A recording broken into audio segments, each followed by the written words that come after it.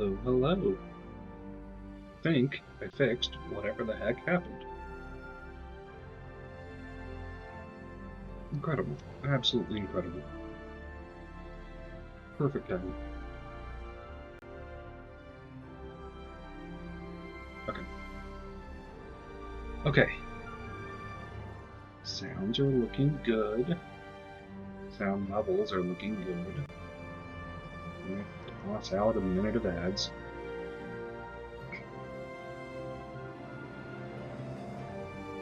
There we go.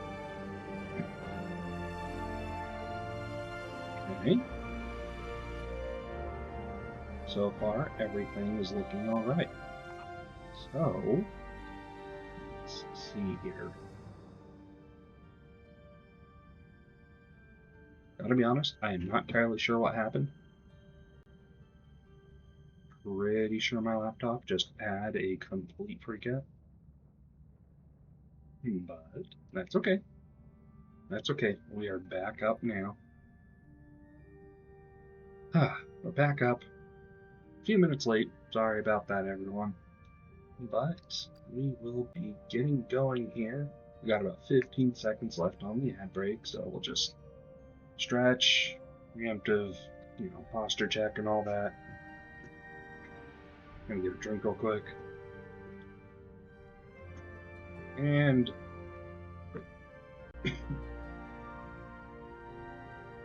wonderful. Well, let's kick off. Let's kick off to the Dark Frontier. We're gonna load a manual save. Now remember this, because we were in Sector 9, and I decided I was going to be fancy, and instead of stopping as soon as we got to the next sector, I figured why don't we stop before we go to the next sector, and that way we can listen to the voice acting this time instead of last time. So that is exactly what we're going to do. Let's see, what are we researching though, first off? Officer's quarters, level 2. That'll be nice. An extra, what is it, an extra 2 per? Yeah, so 7 instead of 5. That'll be nice. Do we have anything else that'll be particularly nice? Delicious meals. Yeah, that'll be good. We have no idea what comes after Delicious Meals 2. Certainly isn't Delicious Meals 30. Okay. So that does that. But just hold your horses, you little space phone. Yeah, nothing's hurt. Our engineering crews are decidedly not occupied. We are boardinating our ship as best we can. Oh, hey, Victorian era Duck, welcome in. Good to see you. We were just about to be moving on to the next sector after half an hour of tech support. Doing alright now that I figured out whatever was going on with my sound. I mean, I say figured out, now that it's not happening anymore. The voyaging, at least this sector, is going pretty good. It's not always going pretty good, but this time it is. Alright, what do you got? If you accept this comms request, there's no turning back. You will leave this sector for good. Great, let's get out of here. The transwarp coil is integrated, Captain. Had to improvise, so don't expect the full potential. Maybe 15 years, instead of 20, closer to home. Just don't ask for an encore. It's capable of doing a jump of this magnitude only once. Good work, Lieutenant. Every light year counts. Beautiful. All right, everyone. We took an enormous risk going after this coil. Now it's time to see the payoff.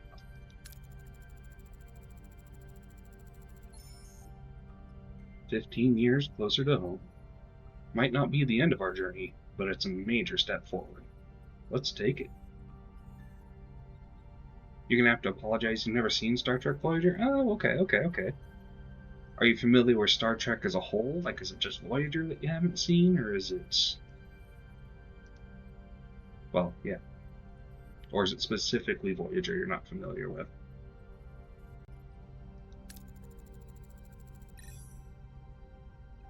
Next Generation DS9? Okay. Yeah, Voyager takes place kind of towards the back half of DS9. In fact, so Voyager, its whole thing is they send Voyager off into the Badlands to capture a couple of Maquis ships. In doing that, they get yoinked across the galaxy, I'm assuming, off to the Delta Quadrant, which is about 70,000 light years away, which apparently equates to a little bit of Discovery. I want to see Discovery. Yeah. Anyway, it equates to about 70 years of a trip home. So they start going, they have to merge Starfleet, Janeway, and Maquis, Chakotay. Yeah. Yeah, they get there, the alien that did it is trying to do some sort of experiment to save another group of aliens that he had wronged in the past. And then he dies before he's able to send us back. So now we're heading on back, and 3-minute ad break. Why a 3-minute ad break? Excuse me. What?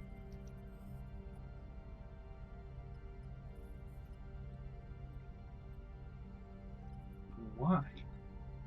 Okay, we will hold off until that ad break is done. That's awful. Only 15 seconds? Okay, good. Man.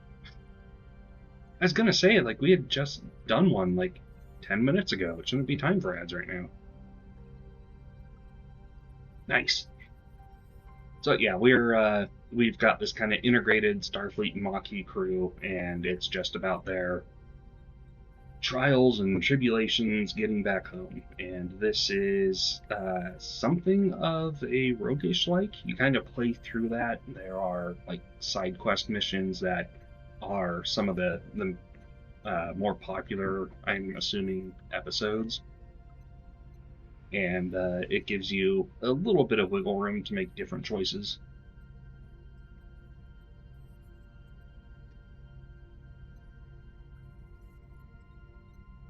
So yeah, it's been fun. I'm looking forward to playing through again, seeing some of the different things.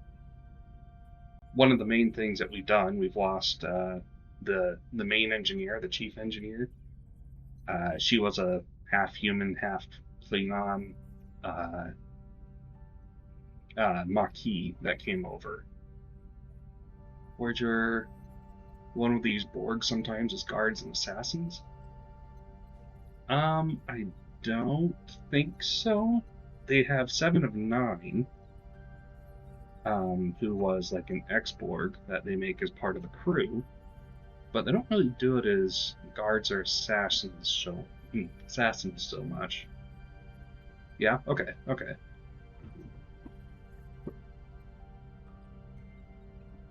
Yeah, she's another one that died when we were trying to deborgify her. So we don't have her because we rolled the dice and we lost.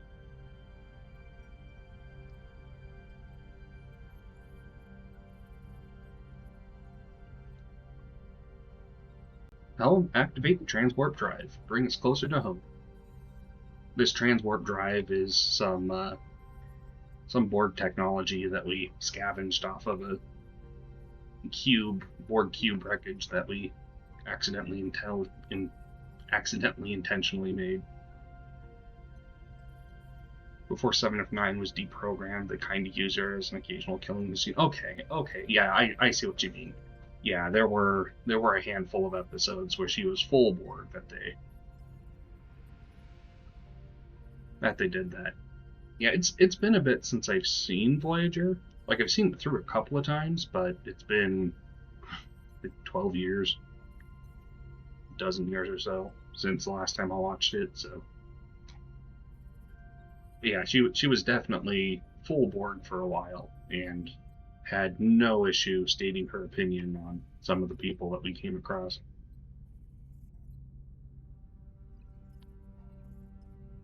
Helm, activate the transwarp drive. Bring us closer to home. The neat thing about this, there was no sound for that. Okay. Haven't watched the DS9 for a few years. Yeah. Do people dislike DS9? I thought we were in like the middle of the DS9 renaissance. I thought everyone was like, "Oh, DS9 is so great now because it's less idealistic."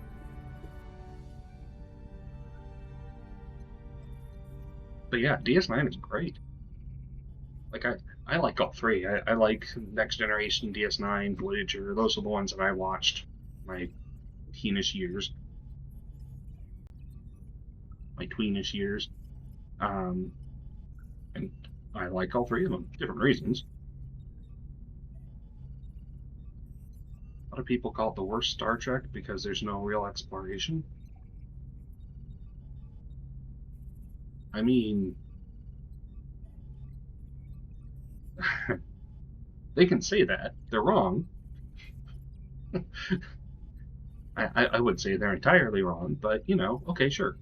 Sure. It was definitely more of a political exploration with all of the stuff that they crammed in there rather than Voyager and Next Generation. I guess I can see that. But, I mean, I don't know. To try and say it's the worst Star Trek, I think, is a little bit of a stretch. Like, Star Trek is not just pure exploration, right? There was a lot that goes into all the different Star Treks, and that's just like, that's a facet. That might be a through line, but I don't know. You just live the deep dive into the actual cultures, specifically the Dominion and the Ferengi. Yeah, DS9 was great for the Ferengi. They were somewhat of a major joke um, in Next Generation, and they really had their time to shine, kind of like the Klingons did in Next Generation. And Cisco was great. Yeah, absolutely. Cisco is a fantastic captain.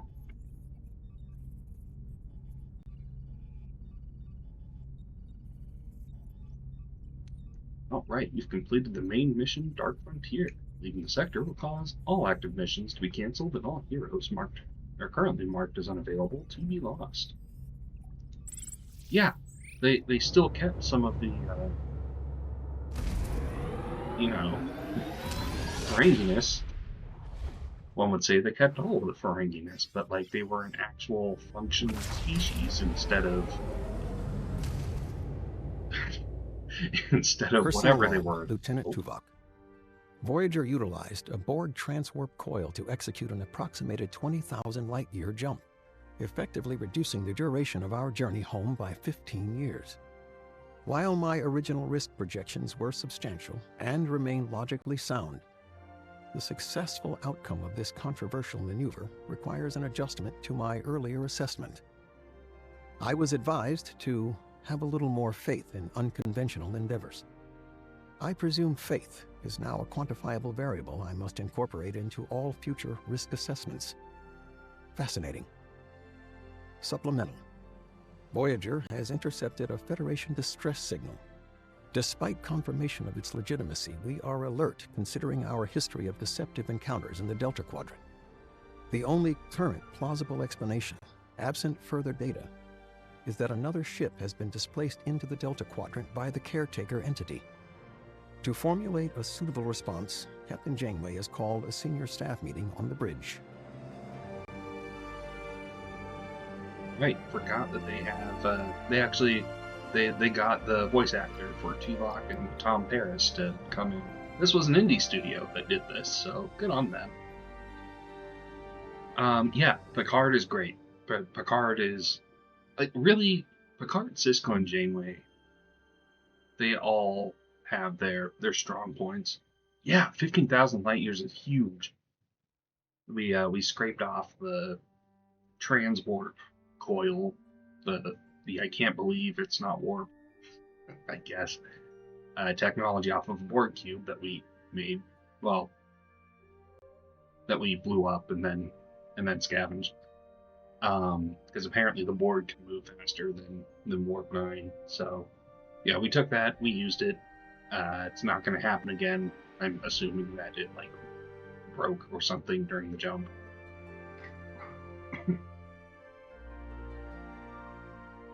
But yeah.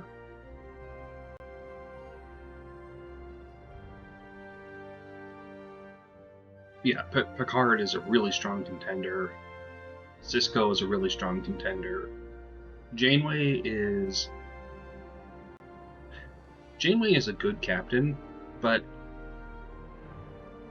I don't think they quite knew what they wanted to do with Voyager. So a lot of Voyager's crew kind of got the short end of the stick in terms of arcs.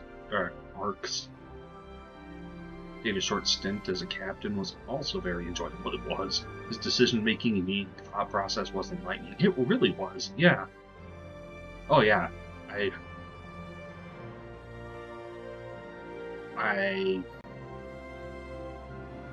think, yeah, I think that Data's arc and the Data-centric episodes, by and large, were are like peak Trek for me.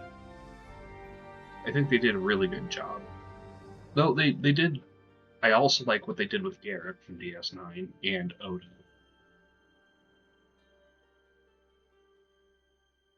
So I guess what I'm saying, and Spock's from the original series, I guess what I'm saying is that they're other characters. They're characters that are outside of the standard social hierarchy of where they are.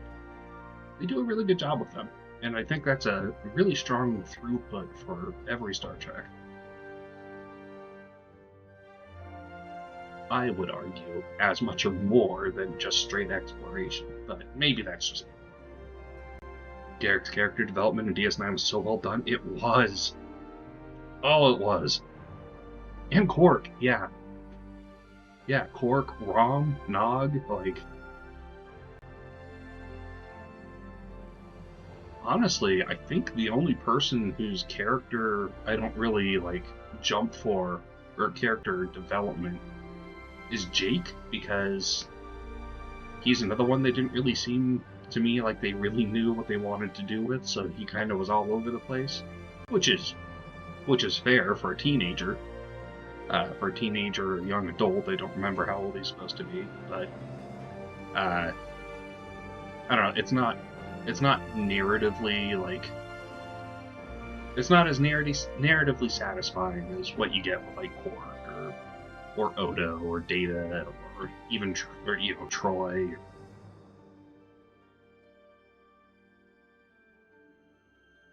Anyway, let's hear from Tom Paris.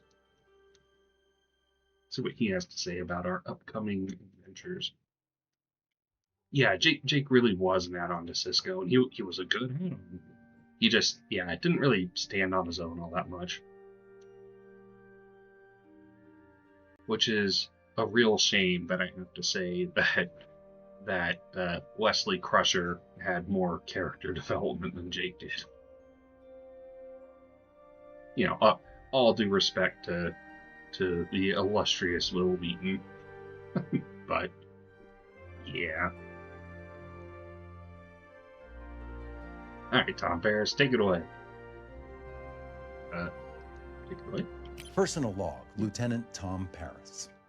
A jump of 20,000 light years, or 15 normal years for those who want to skip the math. And we owe it all to the captain's utterly audacious transwarp coil plan. I will never question that woman again. Or at least for the rest of the week. Captain Proton's adventures are practically a phenomenon with the crew. The holodeck is book solid 24/7. Bride of Chaotica, Captain Proton versus the Cosmic Creature, and Invaders from the Ninth Dimension are running on a continuous loop. Now that my holonovel's wrapped up, I actually have time for other momentous tasks, like writing a letter to my father. Who knows, maybe we can give our relationship a second shot if we'll ever make it home. Nah, once we get home. Supplemental. Voyager has just picked up a Federation distress signal. A Starfleet search and rescue ship? More likely the Caretaker. Ah, the memories. Maybe the old energy blob dragged someone else over from the Alpha Quadrant. I hope they didn't have to contend with Kulla, or the Borg, or Idrin, or Arturus. Looking back, it's been quite a journey, hasn't it?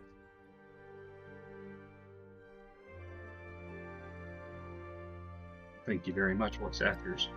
Or actor, whoever, I don't remember his. Good voice acting, they got the actors for the characters. They got Tim Russ for Tuvok and... Sorry, Mr. Paris, I don't remember your actor. But yeah, they were able to get these two voices.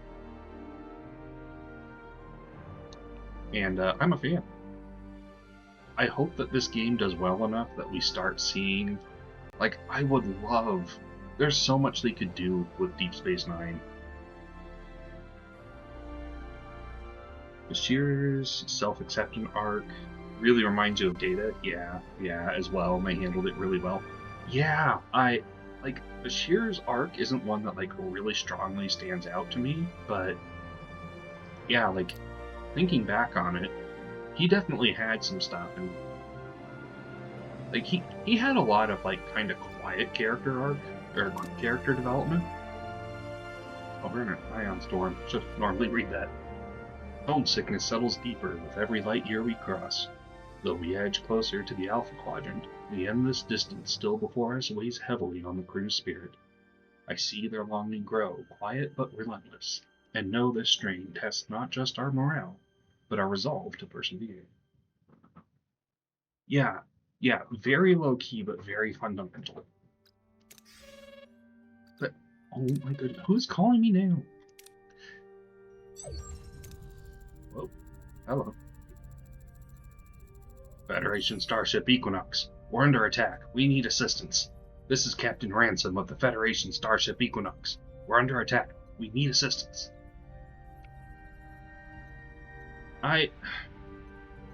So, you know how, there's so many Smiths out there, people last name Smith because they came from their profession? I'm curious where his family name came from.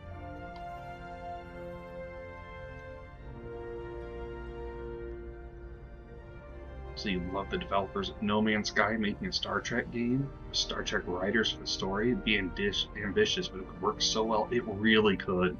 That would be... I think that would work really, really well. Just like a sandbox. Pick your starting race, have that change things a little bit. Yeah. Or you could have a base building sim set in DS9, going through you're building and arranging the station. Or you could have a 4X game or something, taking place during the Dominion War, or a Rogue Squadron kind of style game where you're piloting, from the Defiant or something. I don't know. But yeah, there's a lot of potential, and I really hope this game does well enough that it makes developers take an eye and want to do something good with the IP.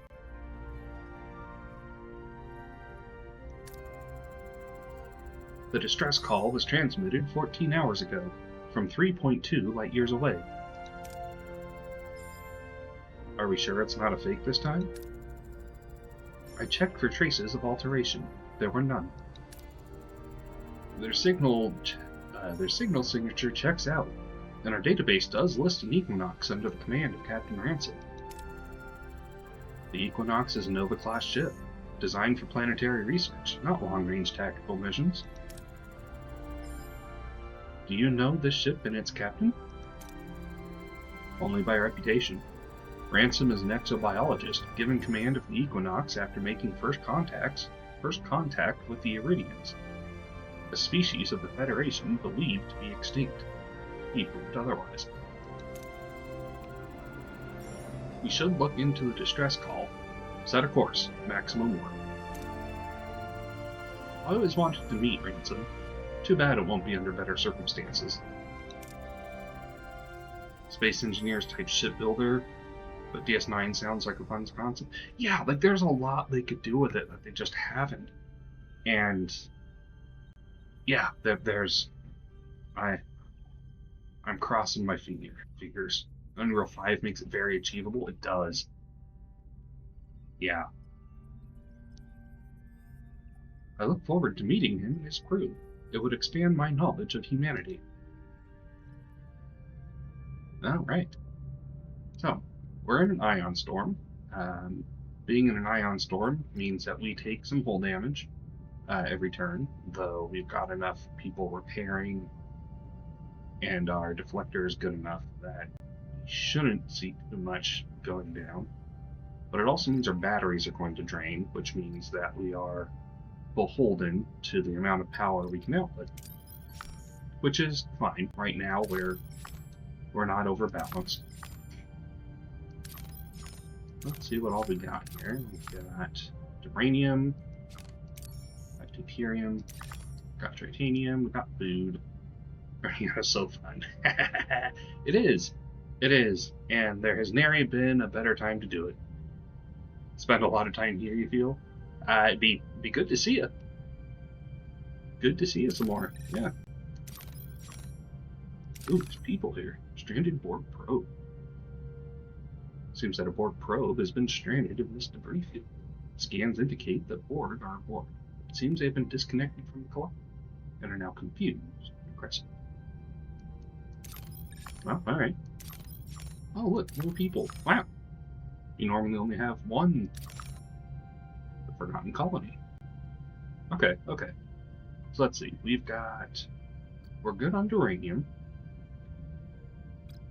We could use a little bit of deuterium, but honestly, that's not enough to worry about yet. Yeah, we want some titanium. And food. We're using like 80 a turn, or 80 a cycle, but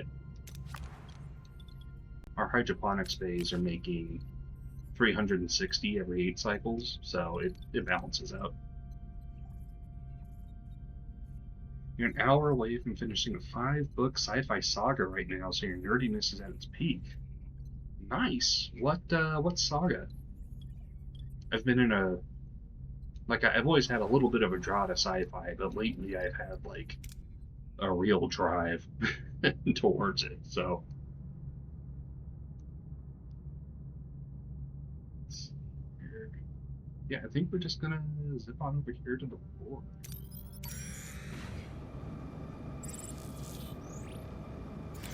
Hello. It seems that a Borg probe has been stranded in this debris field. Scans indicate that Borg are aboard, but it seems they have been disconnected from the collective and are now confused and aggressive. I like Star Trek, bad puns, and pop culture references. I'll love it. It's the Bobiverse saga. Bobiverse saga. I will look at that.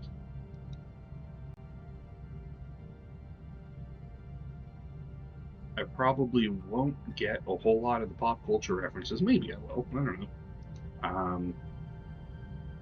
But I love me some bad puns. It's all in first person from the perspective of a guy who got turned into a non-Newman probe. A von Neumann probe. I know what that is, and I am not Googling it right now.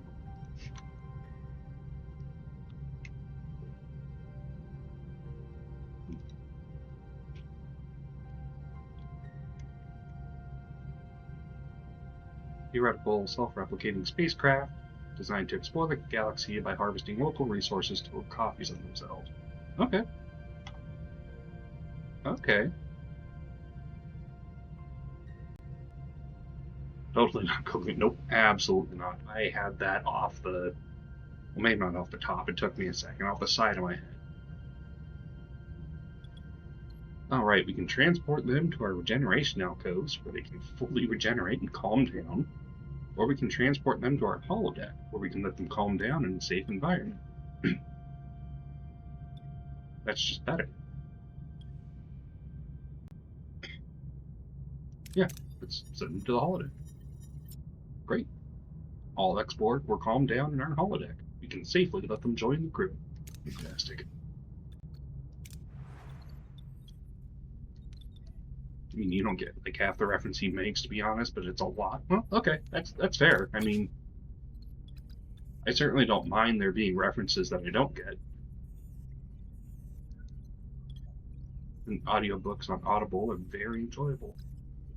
Yeah, audiobooks are nice. I used to be, in my young and stupid days, I used to be very kind of, you know, is the technical term of audiobooks, but they're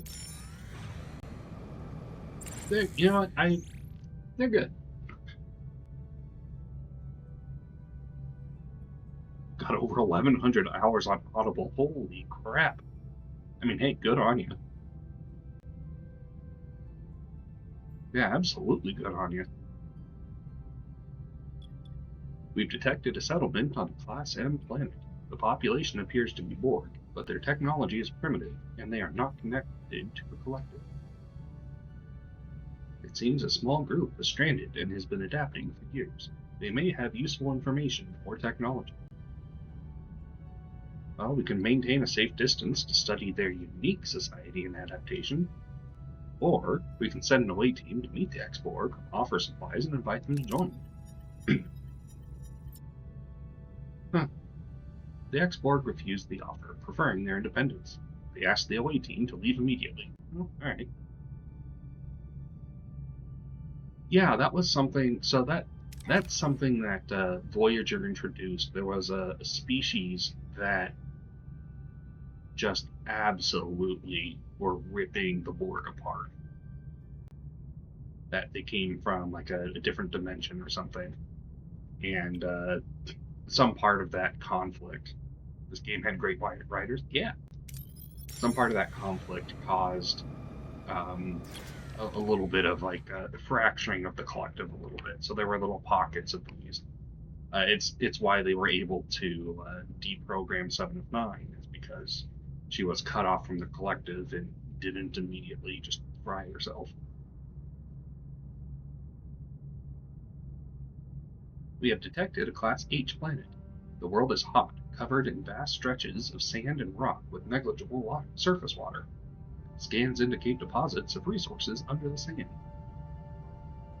We can find rocky areas with resources. We can use a torpedo blast to expose resources beneath the sand. Or we can take mineral-rich sand and extract resources from it. I'm a fan of detonating things, so let's see if we get any.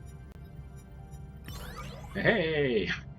The torpedo blast exposed plenty of resources for mining. Fantastic. Okay, well, I mean, we're pretty set right now. I guess let's get some deuterium. That's what feeds the warp core. And then we'll move on. Captain, we found an abandoned ship adrift in space. It's powered down, but structurally sound, with sealed storage compartments. We can blindly beam a team on board to force open the storage and retrieve all contents. We can destroy the vessel and salvage the debris. But what we're going to do is send a shuttle missile to breach the storage from the outside and extract resources. The shuttle team managed to breach the storage and extract all resources. no explosions. Also, you recommend Asimov's Robot Dreams and Robot Visions. They're collections of his short, excuse me, collections of his short stories that he compiled himself. It's a lovely read. Also, very easy to read casually since it's just a bunch of short stories. There's a lot to be said for that.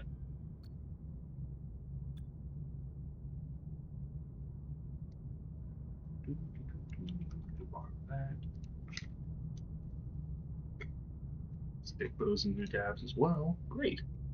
Fantastic. Alright, what do we got? We have the Equinox over here, we have a side quest over here. And it's Asimov, so you know it's peak. True, he is a very well-known name. I don't think there's hardly anyone that honestly, I think most people have at least heard the 3 rules of robotics. And those are his, weren't they? Father of robotics, yeah.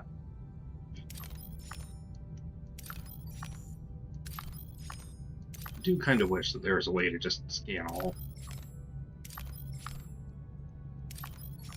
That's alright. Got ourselves some dilithium, that's always good.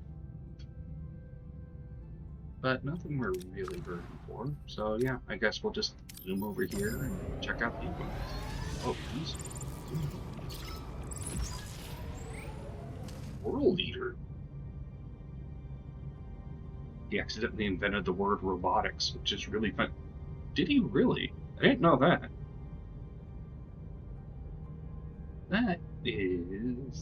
That's interesting. Huh. More you know. A shiver runs along the spines of everyone on the bridge. Voyager has just entered a new system, and the sight before them is hauntingly beautiful, inspiring both respect and fear. Spatial Anomaly 521. According to the Starfleet database, it is known as a graviton eclipse. A graviton eclipse? Or ellipse. Oops. Graviton ellipse. That rings a bell.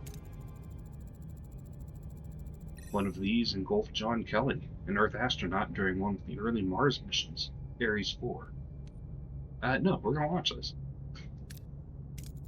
Let's observe the anomaly. An opportunity like this comes once every 5 lifetimes. Captain? Is it just me? Did that thing get bigger? He just assumed that's what the study of robots was called, but robots hadn't been invented yet. Okay, yeah, I bet. I mean, hey, it stuck. Sensors indicate that the ellipse is now heading straight for Voyager.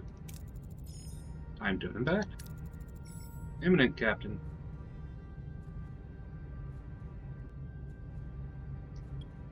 We can reverse thrusters for a 65% chance. Or we can consult with Harry Kim. Why is it following us? Please tell us, Ensign. Yeah, let's go with that.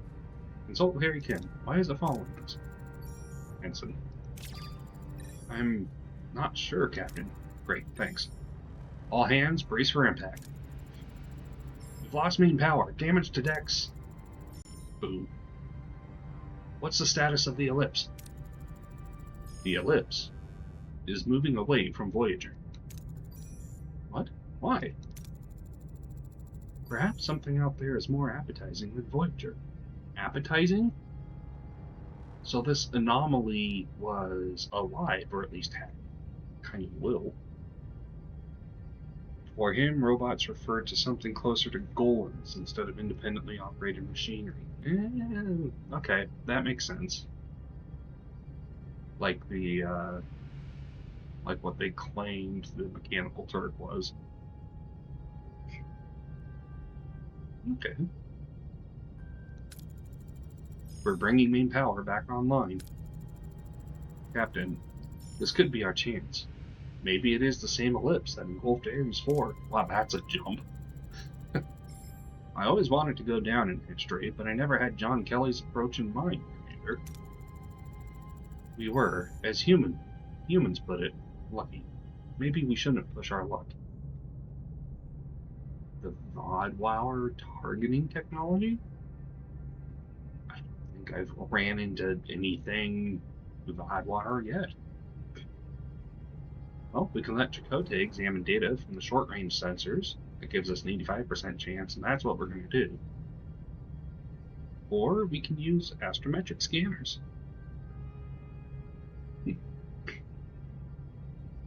Alright, Chakotay, examine the data from the short-range sensors. We're hunting this thing down to make sure that it gets rid of us. Chakotay, she's all yours. It's the same ellipse that engulfed the Ares 4 module. Captain, we have to go inside. This is the closest we've come to Earth in a long time, Captain. Wait, what? I feel like we've missed a little bit. Why does that make this closer to Earth? Is this like a wormhole kind of deal? Alright, let's send an away team into the ellipse. Prepare shuttle. I'll have to make adjustments to the shuttle shields beforehand.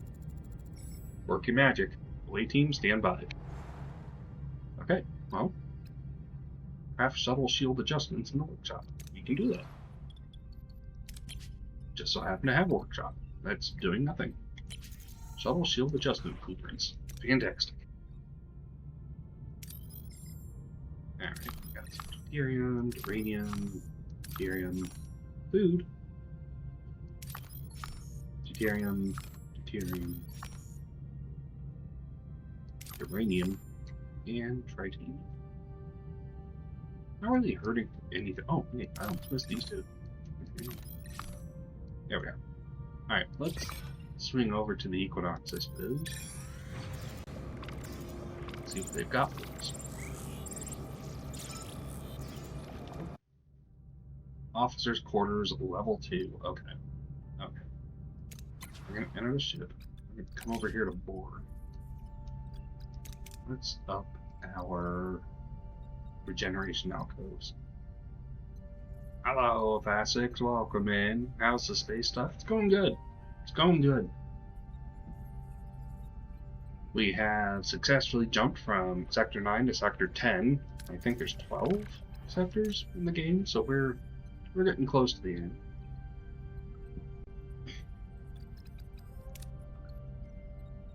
How's the rice stuff? Rice stuff. The rice. The rice stuff?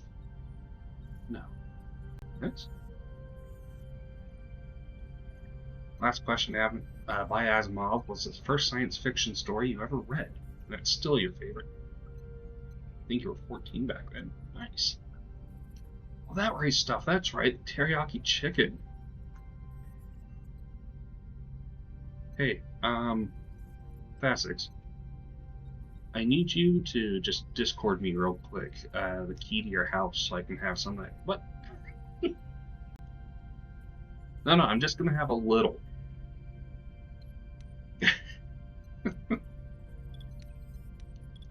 Man, it's like knew where I was going with it. Yeah, I hope you brought enough to share with everyone, Fasix. Alright, yeah, let's see what's going on with the Equinox here. Captain, we reached our destination. Orders? We're approaching the Equinox, Captain. Departure! Oh no! Oh wait, no, of course he has to go to get it and then bring it. Yeah, okay. No, we're good. We're good. We're still on a bridge. We're approaching the Equinox, Captain. Reading multiple reading multiple hull breaches. Their warp drive is offline. That's strange. Their shields are being disrupted by an unspecified energy surge. Source unknown. The view screen displays a Federation starship so badly battered it barely holds together. Its shields flicker erratically, barely containing the damage within. After their encounter with the Dauntless, the crew eyes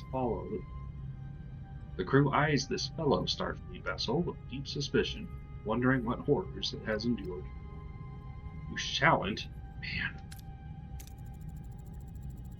Fine. Keep your teriyaki chicken for yourself.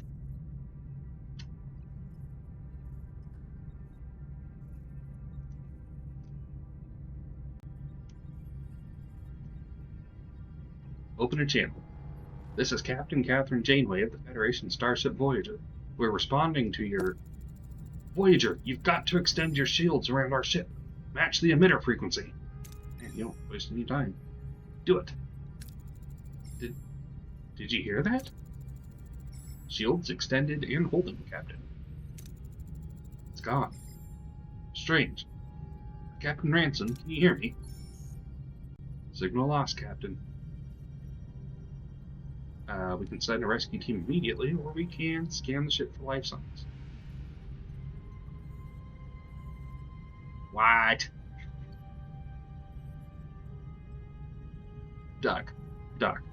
We've been having a good conversation, right? He doesn't have to know. You just slide some of that teriyaki chicken over. It's okay. I hope it's not too late. Scan the ship for life signs. Hey, it worked. Oh, trust me, Victorian era Duck. I deserve it 7 times over.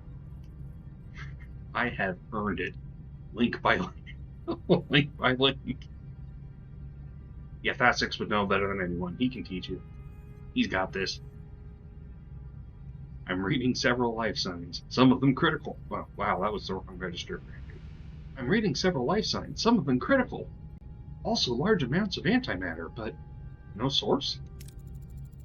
We'll find out later. Assemble an away team. We have to secure the Equinox and its crew. Alright. Oh, hey, Ocampa. We actually have one of those. Where are you? There you are. Look at that. Look at that 3-year-old, 2 or 3-year-old, I don't remember. You know how to be mean, but Arnie is friend. You can't be mean to friend. You can be mean to this friend, I promise. What do we got? Oh, 6s are our lowest. Alright, help. Get in there. Show us what you got. And, I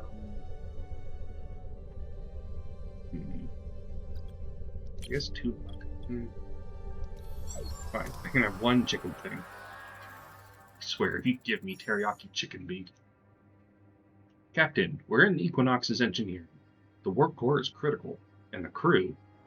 We found a dead crewman with strange injuries. Orders? Compromise! We have succeeded. Fantastic.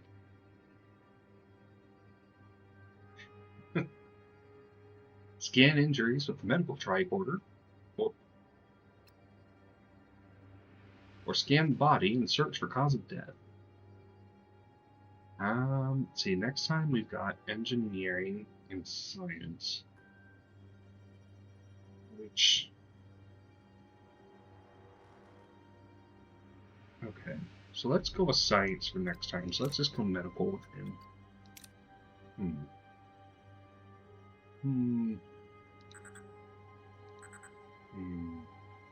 Chimken. What in the world? Huh. Neat.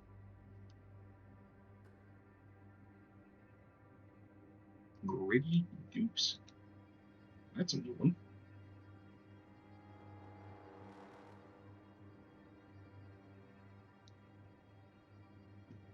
Alright, let's see. Hulk, can you do it? I don't think you can. I really don't think you can. You know what? Next one won't. You know what? Let's do it. Come on, Hulk. Oh. Dang it, Hulk. The medical tricorder shows strange data that no member of the away team can interpret. The body looks like it died and dried out in a hot desert. What happened on this ship? Too much salt. Captain, the warp core could be a ticking time bomb. It needs to be stabilized as quickly as possible. Well, we could assess the damage to the warp core, but I think we're going to go ahead and run a diagnostic.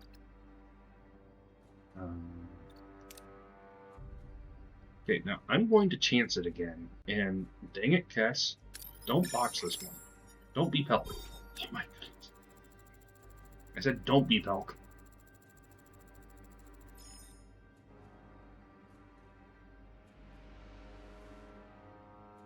The tricorder readings indicate strange energy fluctuations.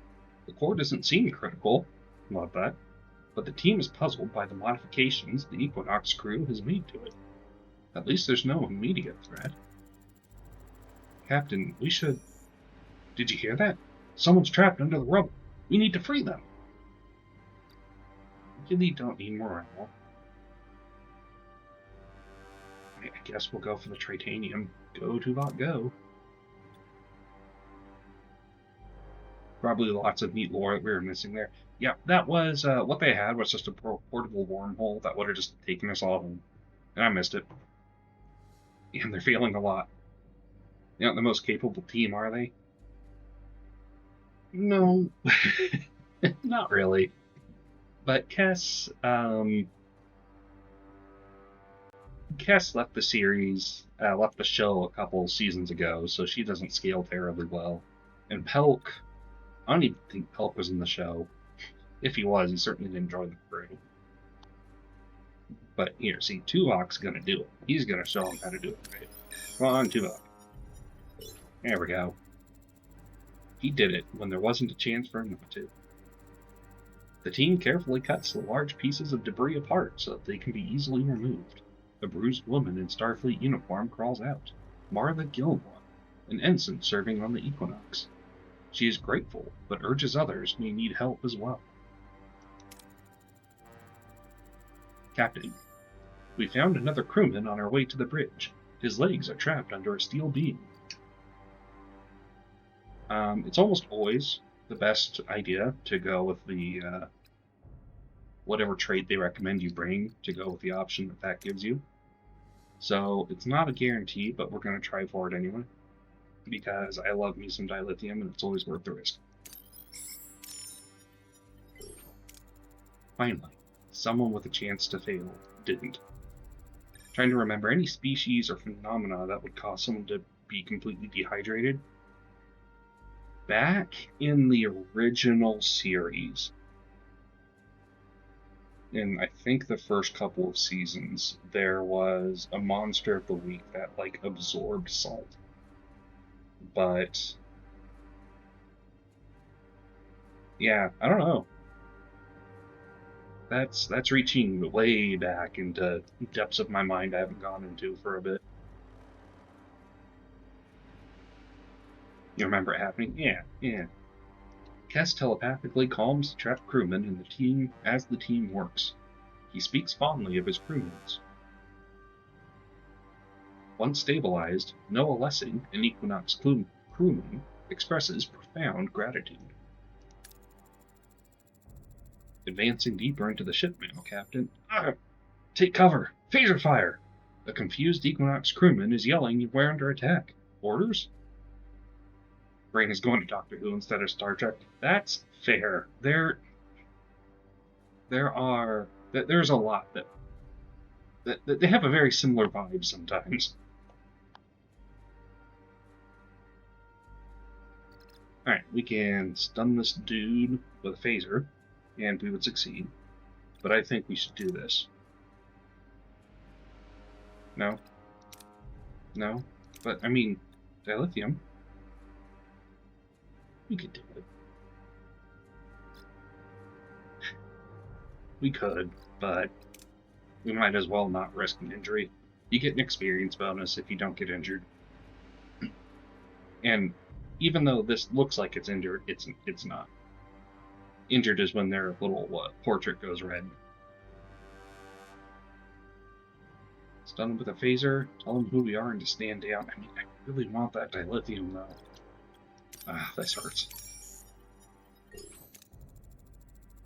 Before further escalation, the away team stuns the confused man, leaving him without serious injury. The team then reaches the bridge, finding Captain Ransom and more unconscious crew. As Ransom comes to, he feebly asks if the Federation is finally here. Captain Janeway will have much to explain. You'll have the answer you're not telling, though. I'm assuming it's the answer to what's going on here.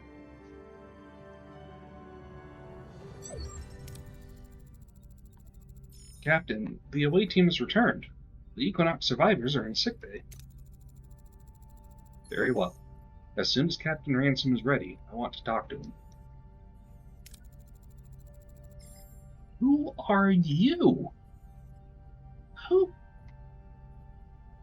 are you? Where did you come from? Probably be a spoiler, so hush hush. Okay, fair enough. Captain Janeway, I'm glad to meet you. How's her? I wish I could say. You weren't sent here to find us? I'm afraid not. We've been stranded in the Delta Quadrant, pulled against our will by an alien called the Caretaker. He displaced us as well. I hate to admit it, but we've reached the end of what we can accomplish without aid. Well, we can ask him how he managed his unlikely survival, or we can just not push him. No, we're gonna push him. His last name is Ransom. That means he comes from a long line of pirates or something, I'm sure.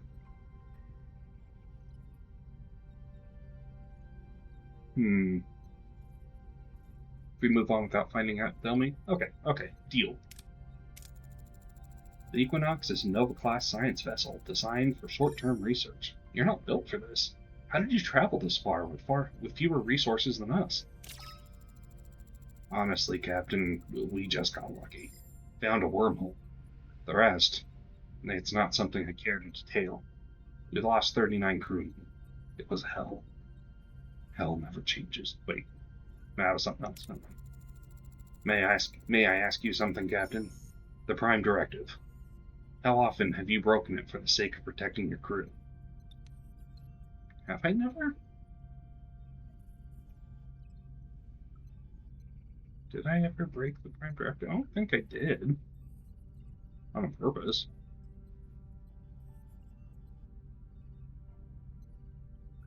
I'm gonna go ahead and say never. Broken it? Never. Bent it on occasion. Even then it was a difficult choice. I've walked the line once or twice, Captain, but nothing serious. Nothing like what we've endured. And now we're in even more dire straits, needing your help. We have been under relentless alien attacks for weeks now. We can't communicate with them, and they cause serious damage every time our shields fail. Daily? Let's see, what time is it today? 7 times.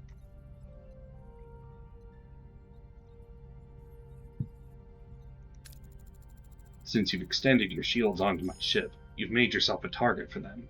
I would get... Gee, thanks, man. I would guess. He is correct. Our shields show multiple stress points. We are under attack. What are these aliens? How do they attack? How much damage do the aliens cause? Who are these aliens? Captain Ransom? Did Equinox pick a fight with them?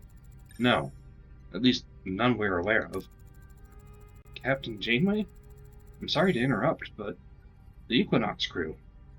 We've been working on a way to repel these things. 9 of 9. Yeah. 7 of 9 didn't survive the surgery to deborgify, so we got 9 of 9 as the story stand-in, so we still have someone to give her lines, but we don't get her as a hero. We don't get 7 of 9 as a hero.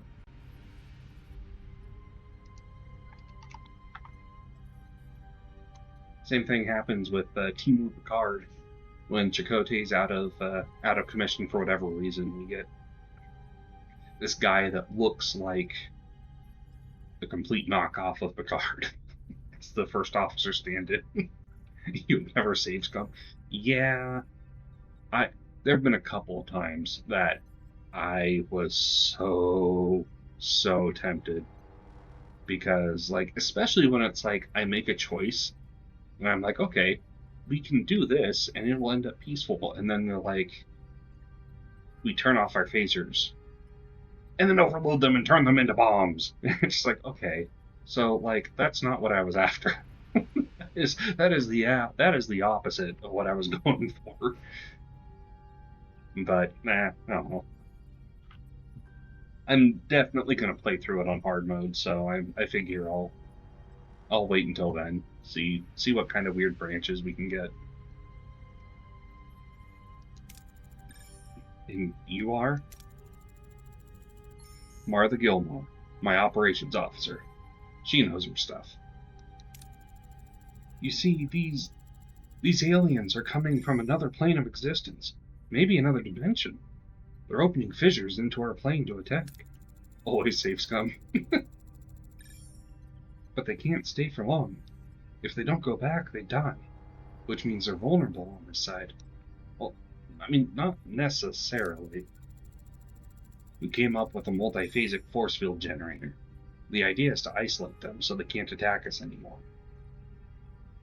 Show yourself impressed, show doubts about the plan. So, here's the problem, is that I remember this episode. Kind of. I remember enough. And so, I have a particular way that I kind of want to do it. But that feels kind of cheaty. To be like, oh yeah, I know what you're about, and I either like or dislike it. So,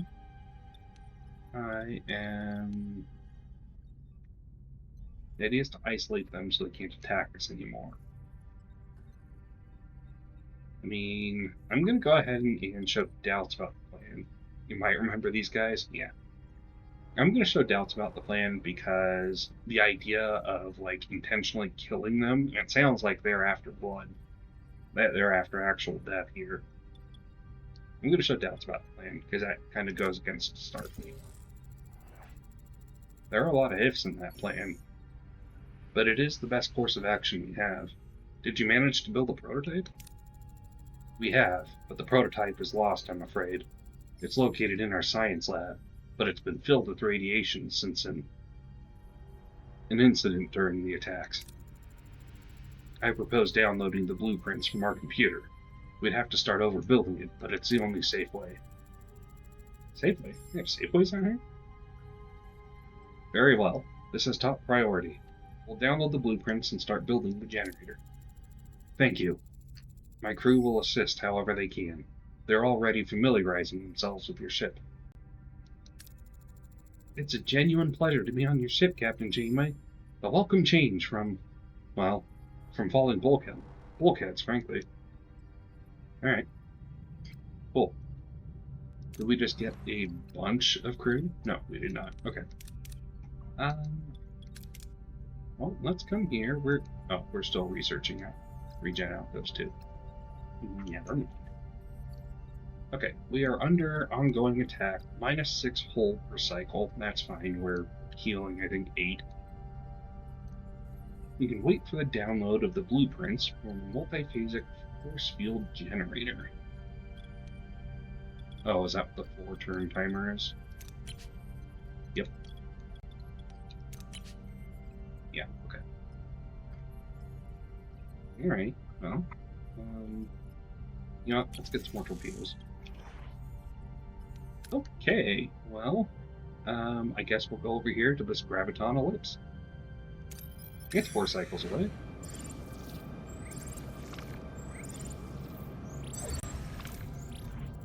Captain, we reached our destination. Orders? Hold your horses, kiddo. Craft the multiphasic force field generator in the workshop. Alright, you can do that.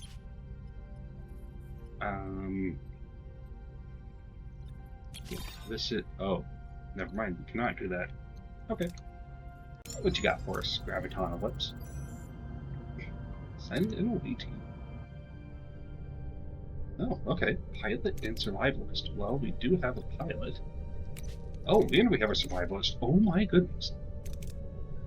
Oh my goodness. Okay, well, let's bring Harry along. He's our best scientist. Alright, this should be our A team-ish. A-ish team. Maybe our A- team. B+? Something like that.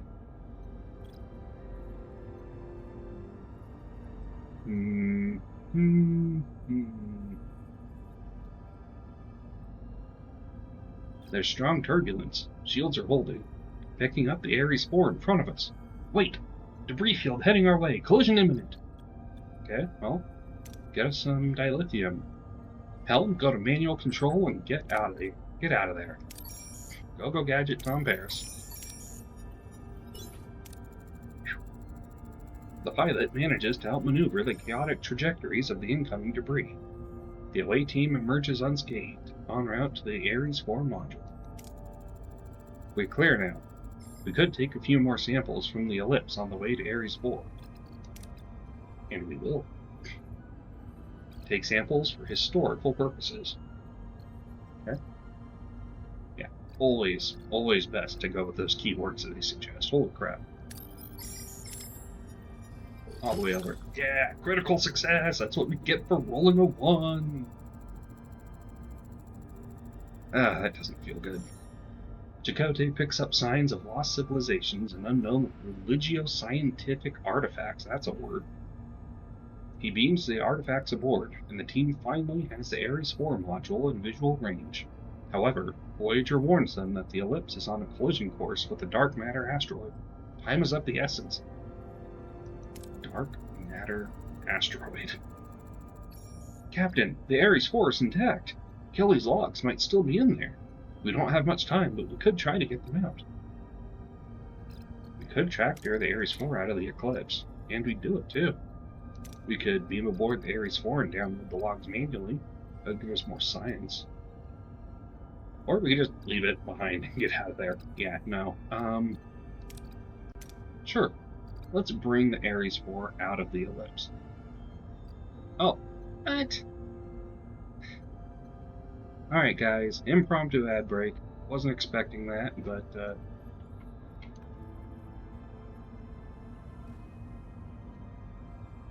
I guess.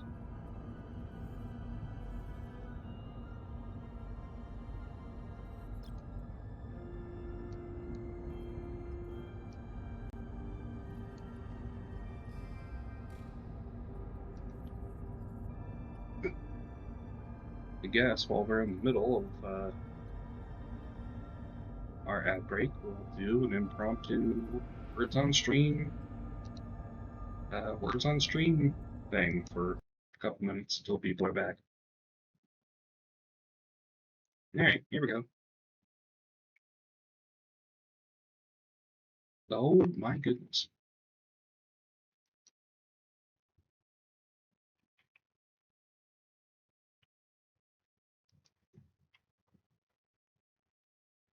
Ladybug. Ooh.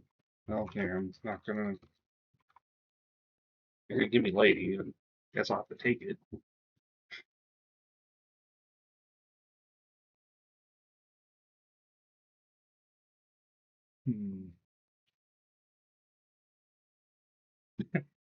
Good. This isn't Australia.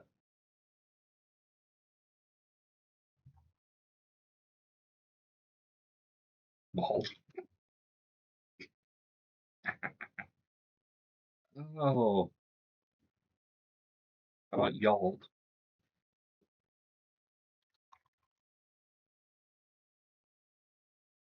I don't feel like baldy should actually be a word.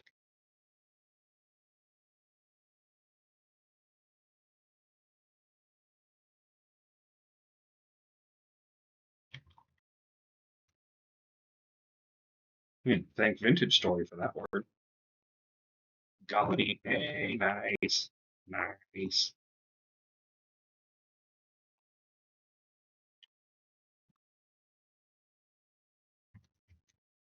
Is that a word? It shouldn't be.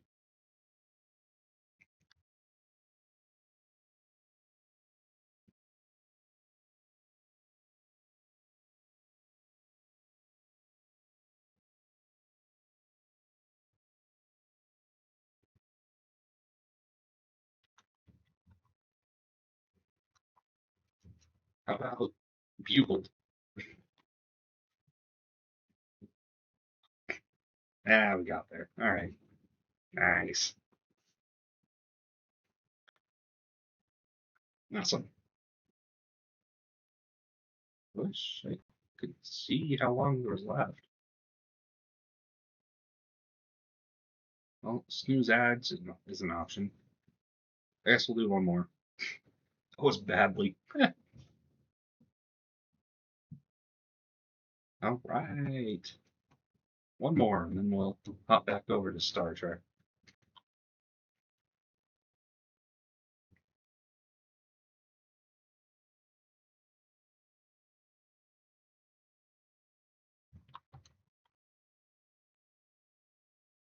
Went to a Borg history deep dive on the Star Trek wiki. There's a lot there. That's fair.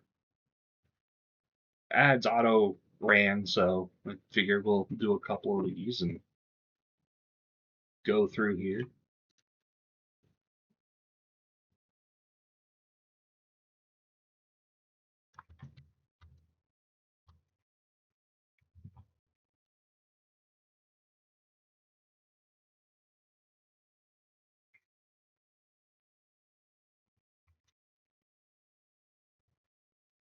Over 9 important. Should be. It should be.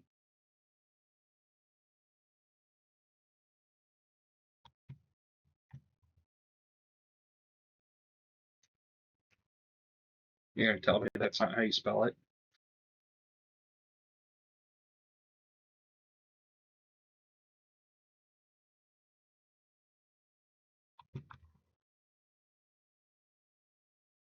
I don't know why I thought that was a word, but hey, I'll take it. Ooh, carrot, nice.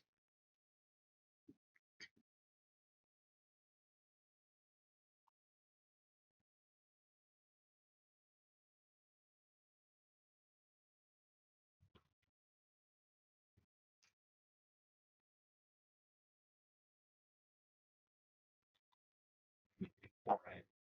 It should be, man.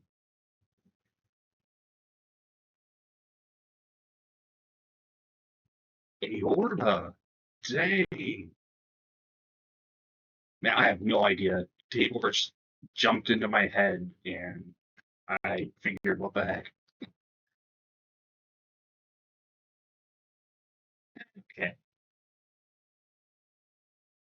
nice. All right, we're gonna mute that and switch ourselves on back. All right, we got another hour of no more pre-rolls, and I'm all about that.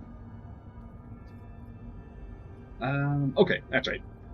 Kelly's logs are still in the Ares 4. We don't have much time, but we could try to get them out. We're going to tractor the Ares 4 out of the Eclipse, because that'll be more useful than just the logs. The OA team works with unparalleled precision. They tractor the Ares 4. Voyager then informs them that the Ellipse has increased speed. Captain, we can't tell if we're going to make it in time.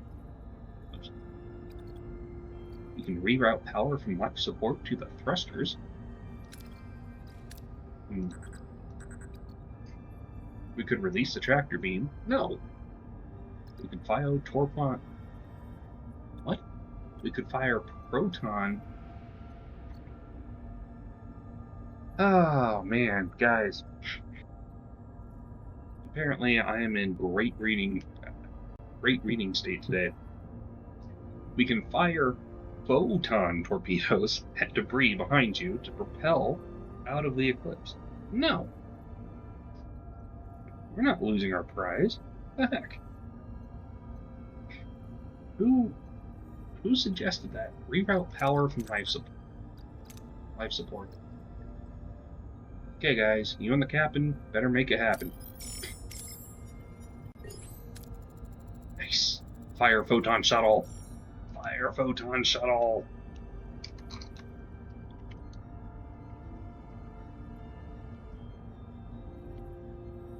The shuttle buckles under gravimetric pressure, but makes it out of the ellipse just in time. Module in tow. Oh, thank you so much for the bits, classics. Shuttle missile indeed. All shuttles are just undetonated ordnance. Just waiting. Alright, we got out of there with no injuries, which is good. Chakotay leveled up, also good. And Paris. And Ensign Kim almost leveled up twice, jeez. Great. Great, okay. Torpon Torpedo. Absolutely Torpon Torpedo. I should have just rolled with it and done that. I still can't believe we found Kelly's module. It's like finding a message in a bottle from our earliest days of space exploration. Indeed. Ensign, have Kelly's logs been secured? Yes, Captain. They're being transferred to Astrometrics as we speak. I will study the data in greater detail. Make it a top priority. Since we've recovered the Ares module, and with it his remains, John Kelly deserves a proper memorial, and an honorary Starfleet funeral, even if it's centuries overdue.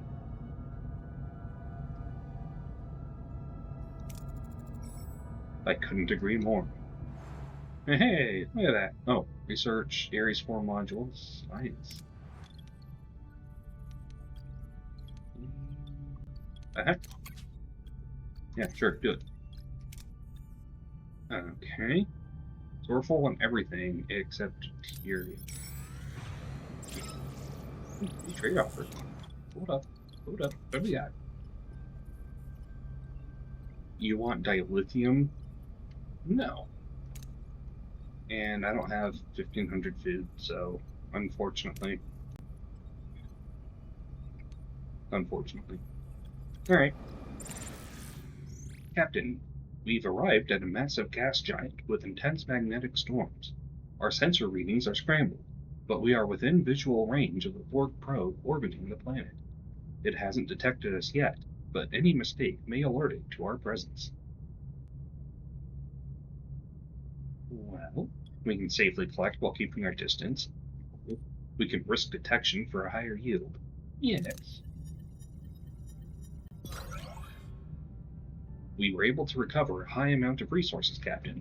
While doing so, we got dangerously close to the scouting probe, but fortunately it did not detect our presence.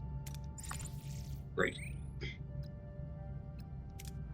Alright, I guess we're off to this one.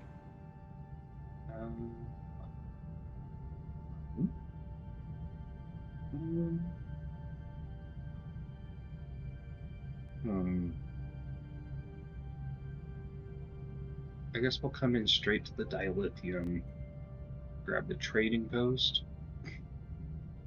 and then zoop our way over there. 5 torpedoes, oh, gee, guys, hold up, man. Multiphasic force field generator. An asteroid field, great. Entering an asteroid field. This dense cluster of celestial bodies poses a collision risk. Expect moderate damage to the ship's hull each cycle spent traversing this field. So we're losing 15 hull per cycle. Fortunately, we're offsetting that by 28. No, just 20. We're offsetting that by 20, so we don't have to worry too much about it. But man, asteroid fields used to really suck. Sensors have detected a strange subterranean cave with possible dilithium crystals. This is a very lucky find, but the cave system seems unstable due to volcanic and tectonic activity. We can carefully explore the caves and mine whichever crystals are safe to reach. We can dig deeper into the mines to reach more crystals. Or we can perform detailed scans to find the optimal way to harvest the crystals. Well, yeah, let's do that one. Let's go the other way. There we go. We had to leave some crystals behind in the unsafest part of the cave, but everything else went great. 6 dilithium crystals. Fantastic. What do you guys got for trade?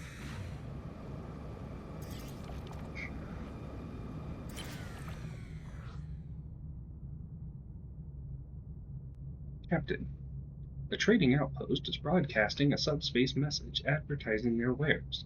Should we trade with them?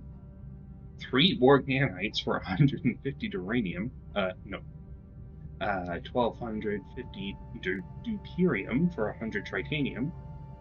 I don't think we need 100. Yeah, we don't need 100. 75 duranium for 1,000 deuterium. Or 9 dilithium for 4 Borg nanites. I think I might actually do that one. Yeah, I think I'm actually going to do that. Lose 9 out of lithium, which hurts. 4 Borg nanites, that's like 20 turns. No, that's like 40 turns. Okay, so we have that. That means that we can make a shield matrix or Borg maturation chamber, which takes 20. Oh boy, okay, that takes 20 energy. Maybe not.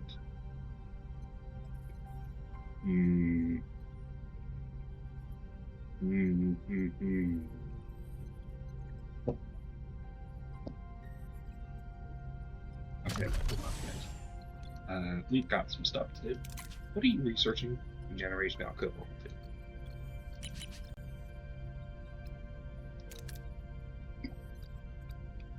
Small quarters, -1 energy.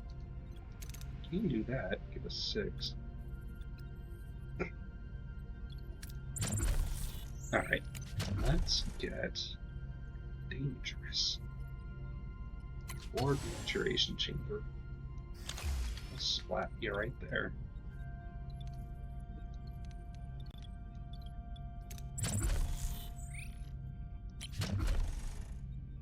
Oh, yeah, we're out of nanites. Okay, that's fine.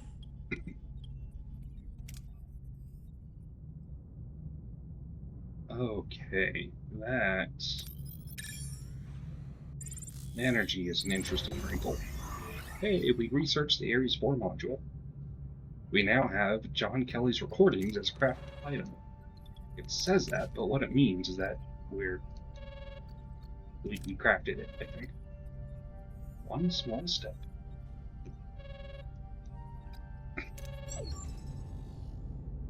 Two centuries apart, Kelly and Janeway share a moment. Two leaders faced with the unknown. Two people unsure whether they'll make it back home. Janeway watches John Kelly through the fading log. He still goes about his duties, documenting the starless void, even observing the alien wreck outside. As oxygen dwindles, Kelly records his last thoughts. He faces death with no regret, just a quiet smile and abiding wonder. Ares 4, mission record, October 25th. It's been a nice place to visit, but I'm ready to come home. I have enough fuel for one last engine burn. Wish me luck. Good luck. Incredible. Kelly was alive inside the ellipse. It's amazing. Everyone assumed he was killed instantly. I guess that's one more history book we'll have to amend when we get home. This man, Kelly, was an extraordinary individual. I'd say they don't make them like they used to. Kelly's logs. They're not so different from our own. We're also lost in the unknown, knowing where we want to go, but without the faintest idea if we'll ever get there. Curious. Human sentimentality is a driving force on this ship. We should honor the late astronaut in some way to alleviate the emotional strain on him. You read my mind. Honor his scientific contribution or honor his historical achievement? Clearly we can't do both.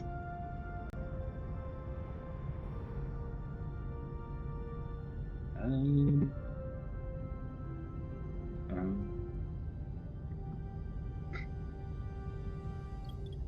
mean, let's go with historical achievement. I don't think he actually contributed much to the sciences. That we saw. I'm sure he did. Computer, play Kelly's log dated October 23rd. I'm starting to feel like Jonah. How long was he in the belly of that whale? 3 days? I got him beat by a day or two already. Intriguing. Comparing himself to a religious figure. Delusions of grandeur? Quite the opposite. He went through the gauntlet, got beat, but knocked me neckbreak. This is John Kelly's last flight. This time I can't blame it on pilot error. This time, no regrets. The module's losing power. I'm taking life support offline. Mission Control, Dad, whoever finds this, do me a favor. Take all the data I've collected. Put it to good use. I hope you don't look at this as a failure. I don't. To the very end, he persisted. Kelly, Shepard, Armstrong, Aldrin.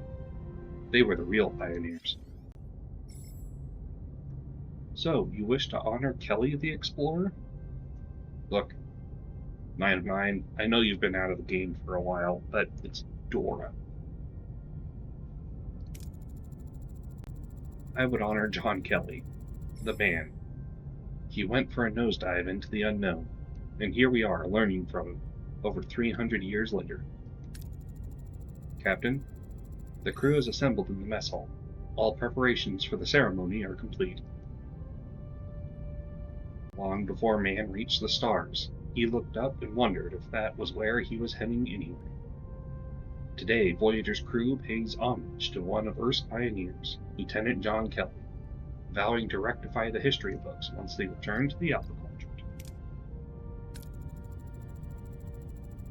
In his own words, John Kelly had no regrets. He left his home and family in order to explore space.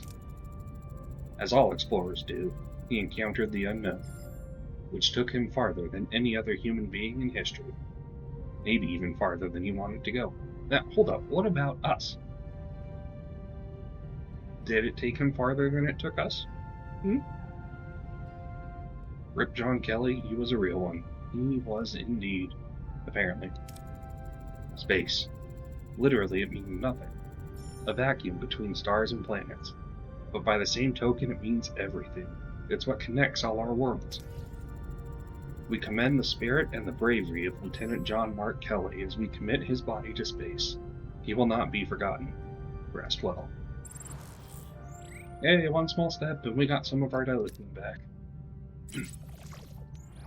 Captain, we found an abandoned ship adrift in space. It's powered down, but structurally sound, with sealed storage compartments. We can blindly beam a team on board to force open the storage and retrieve all contents. We can destroy the vessel and salvage the debris. Or we can send a shuttle to breach the storage from the outside. Because it's a missile. The shuttle team managed to breach the storage and extract all resources. Fine. Alright, let's grab this titanium since we're just right here. We have detected a Class H planet. The world is hot, covered in vast stretches of sand and rock with negligible surface water. Scans indicate deposits of resources under the sand. We can find rocky areas with resources. We can use a torpedo blast to expose resources beneath the sand. Or we can take mineral-rich sand and extract resources from it. Survey says torpedo blast. Oh, alright. The torpedo shattered the resource deposit, and we were only able to extract a few resources. That's fine. I'm not altogether worried about it. Guess we'll grab some duranium over here. Fragmented remains of the Borg probe are scattered on the surface of this planet, Captain. Scans show no working power sources, life signs, or Borg activity. Whatever happened here, there seems to be no one around. This could be a great salvage opportunity. We can beam useful fragments on board, or we can use a holodeck and recreate it. Oh my goodness. Yay, Borg probe! Goody hut! Running various holodeck simulations gave us a precise reconstruction of the impact. Using that data, we located several hidden fragments and core Borg components. We got 2 Borg nanites out of that. And that's exciting, because that takes a lot of time to make.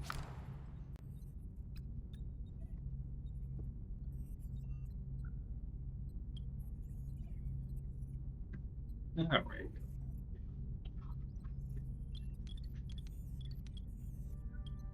What do we have? Can we turn anything off? You run out of coffee? Oh no.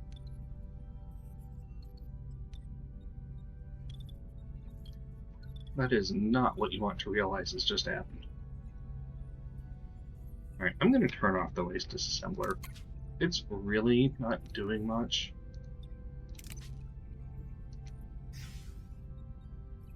We need an emergency delivery. Stat! Yeah, that's right. Anyone have any copy notes? No? I don't anyway.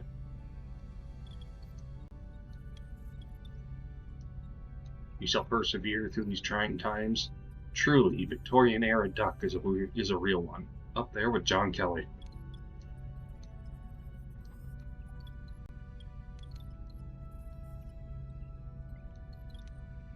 Alright, so we have 7 units.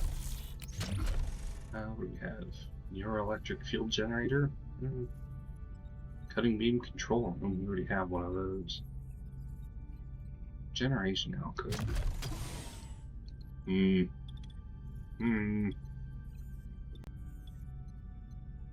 Yeah, okay. I guess that's all I've got. 13, yeah, okay. Oh, wait, I know. Officers' quarters. We can upgrade those.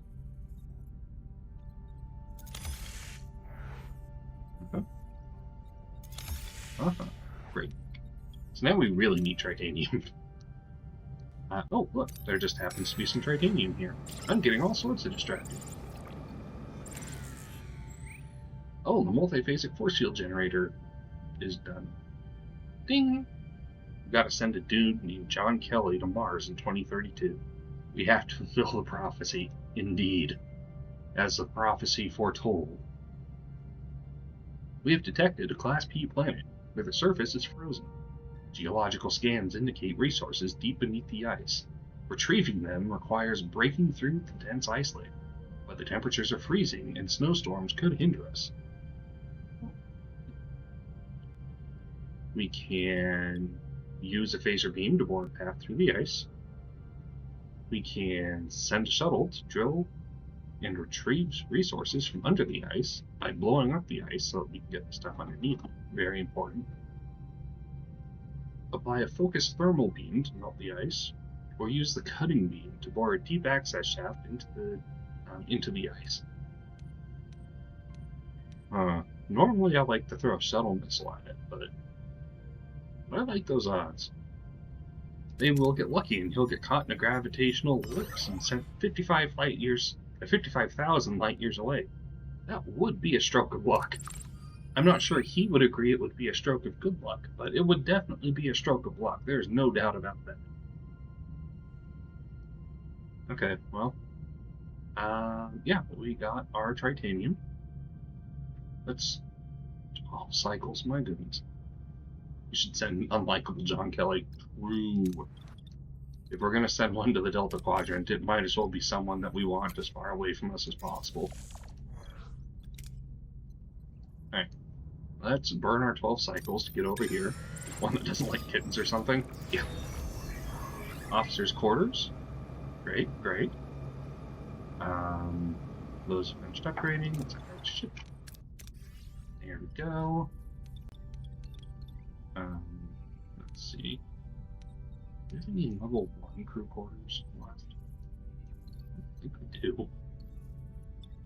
Oh, we don't have a level 1 officer's quarters, though. Might as well go for that. Okay. 9. Yeah, we're getting crew quarters 3, except those aren't a thing.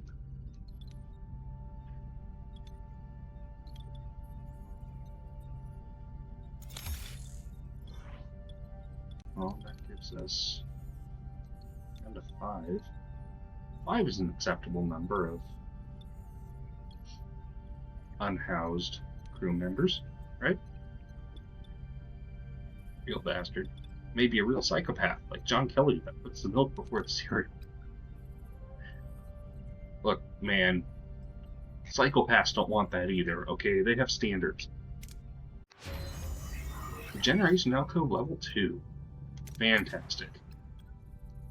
Okay, so now it's all about this energy stuff. Double food rations. Around. Stability, observation range. Yeah, that's 18.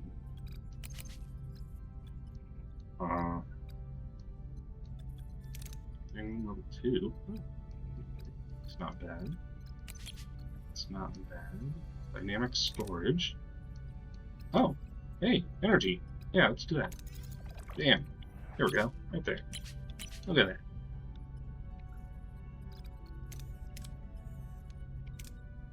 Okay, there we go.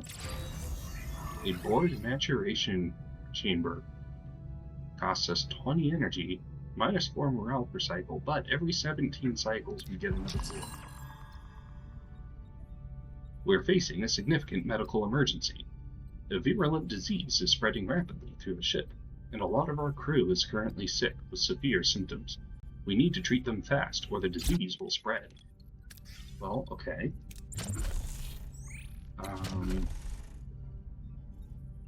What do we need? We need 40 titanium. Oh my goodness, we do. Okay. What do we need to upgrade this? 35 titanium and Borg nanites. Ugh. Alright, we're running on batteries right now. Officers' quarters have upgraded. Ship. What? What? Okay. I guess we're fighting a reinforced Borg probe and a regular Borg probe. Now, fights in this game, what kind of disease needs titanium to cure it? So, the titanium was for, like, the Borg version of a sick bay. Because right now I've only got one sick bay, and to cure people faster, you typically want to have multiple. So, in a sense, all of them, a little bit. And in another, much more real sense, none. So combat in this game, well, it's a little samey, and it's probably just because I don't know what I'm doing with it. Moving to attack the port side, Captain. You choose what part of the ship you want to fight, or you want to go after. And... oops. Moving to attack the starboard side, Captain. Ability ready, Captain. Titanium is for hull shielding. Why would you build a sickbay with it? Well, it's a Borg sickbay. That's why. Ability ready, Captain. That makes sense, right? No? Ability ready, Captain. Yeah, I don't know.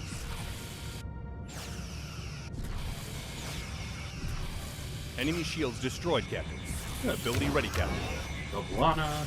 So B'Elanna, every time she's up, she makes her ability ready, Captain. She makes her weapon stronger. Kess confuses the enemy, and either makes them not shoot at all or shoot on their allies. And Neelix resets their cooldowns. So it's a nice ability little ready, Captain. Combination that we've got here. Moving to attack the port side. Ability ready, Captain. So we're going to let B'Elanna catch up. And then... ability ready, Captain. And then reset with Neelix. Maybe we'll get some titanium from the warp ships since their outer holes, outer shells are made entirely of titanium. Yeah, that'd be nice. Enemy shields destroyed, Captain. It would make a little bit of sense. Ability ready, Captain. Ability ready, Captain. Okay, let's protect our front. Moving to defend the front, Captain. An enemy is fled, Captain. Yeah, that's right, they did. Flee before me, Borg. Moving to attack the front. You are the enemy Borg. shields Resistance is futile. And ability ready, Captain. Okay, let's just reset them all there. Gonna get Kess to stop them. Ability ready, Captain. There we go. And we win. Yeah, we got some titanium. Oh my goodness, why is so much hurt? We're fleeing? Yeah.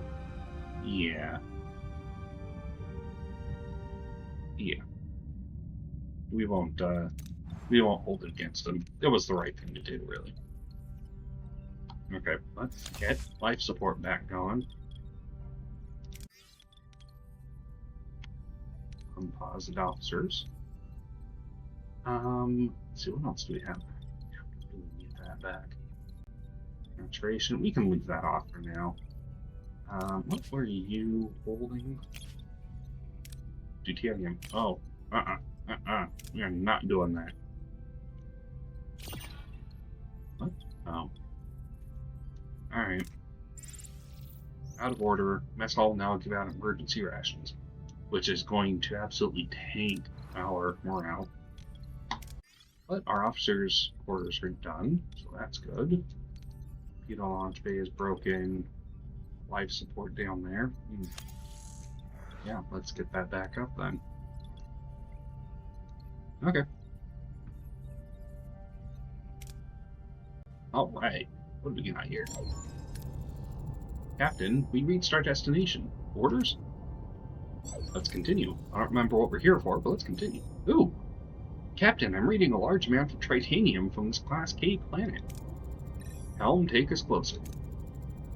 Captain, radiation levels are 3,000 isorems and climbing. Echoes of extinction. As Voyager descends, their view beyond their hull is not of a planet, but of a tomb. Below, the skeletal remains of a vast city stretch. The very air is a shroud, thick with a choking cloud of radiation that swallows all light and hope, ensuring nothing else can be seen, only felt. What happened here? It appears we're in the middle of some kind of nuclear winter. That's not the worst of it. Captain, I'm picking up faint life signs from within the city. They nuke themselves to extinction. Yeah, it's one of those great filters themselves. Classic aliens. We're going to investigate that further. We can't risk taking Voyager down in the storm, but we need to get those life signs out safely. Yeah, we don't have 709, we don't have B'Elanna, so we have Tuvok. Go gadget Tuvok, I guess. Tuvok is unavailable. Lieutenant Tuvok, I want a full sweep of that city. Be careful. Dragon's Teeth. 5 cycles. Alright. Treat the sick before... 54? My Gadfrey. We love simple explanations to the Fermi docs. We do. We love them around here for sure. Alright, 2 cycles to get over here. Oh me oh my, is that life support I spot? It is. Just mess all fly. Let's get that back going so our morale stops just sucking. Alright. We have detected a Class E planet. The molten surface, extremely high temperatures, and intense solar radiation make it highly dangerous, but valuable resources are concentrated in pockets in the cooling crust. We can deploy standard mining probes to find resources, or we can use precise phaser beam to mine resources from the cooling crust. There are million-year civilizations because they all, or there are no million-year civilizations because they all nuke themselves to extinction. Yeah. If they're anything like humans, it wouldn't surprise me. The precision phaser blast safely mined resources, allowing us to beam the fragments to the cargo bay. Oh, great. Let's get some deuterium while we're here. Hey, life support's back up. Please continue generating food. Please resume generating food. Sensors indicate a dense cloud of interstellar gas with an unusually high concentration of deuterium. We can deploy collector probes for a safer, though less efficient collection, or we can risk to maneuver Voyager into the unknown of the cloud, using our Bussard collectors. I'm actually going to risk it, because I like number go up. Captain, the dense gas interfered with our sensors. We've collided with a floating starship within the cloud. I hope it was vacant, and much smaller than us.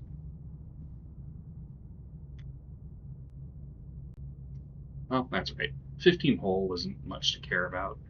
And we got 722 deuterium. Alright, yeah, our navigation deflector's up.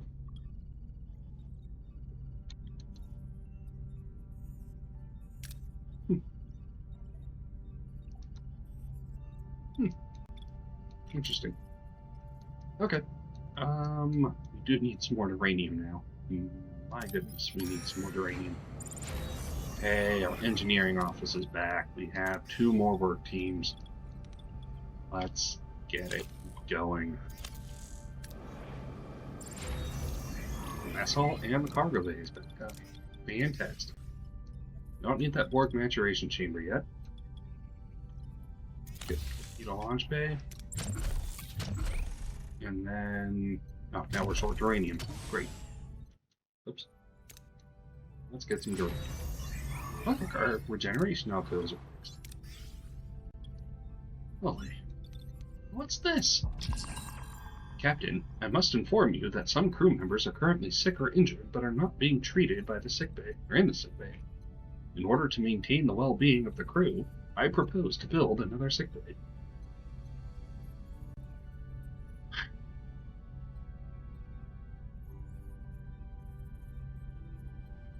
Fine.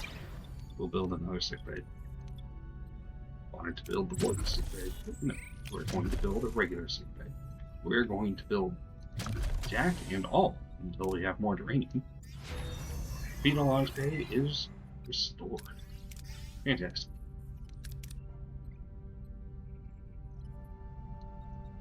Yeah. It's funny that the Starfleet no intervention policy was basically the original writer's solution to the Fermi paradox. Basically, we don't know anything about interstellar civilizations because they stay as far away as possible and hide themselves until they deem us as advanced, or deem us advanced enough to not kill ourselves or everyone else. I mean, that's fair though. That is a fair and understandable way to go about it.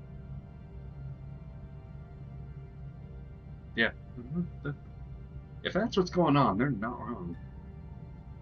Captain, we've stumbled upon a massive debris field. It doesn't make sense that anyone would leave this many salvageable resources floating around, so we should investigate. We can be cautious and salvage anything that seems safe. We can get the debris aboard. We can scan for life signs. Or we can have a shuttle perform close-range scans before salvage operations. And then blow it all up by detonating itself. Let's go, Red!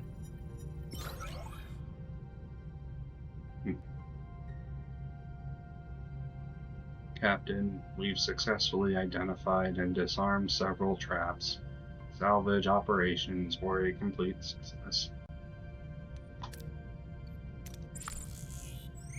Anyway. Fine. Let's get our other sickbay up and going. 4 light. Cat-free.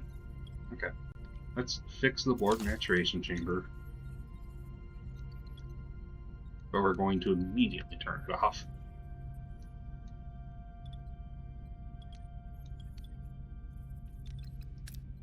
Okay. So we're up here. Let's get some more deuterium. Grab some uranium. Look, dynamic storage. Fantastic. We get a little bit of energy back. The history of humankind? Okay. Sure. Field studies? No. Holodeck energy efficiency. I mean, that seems good.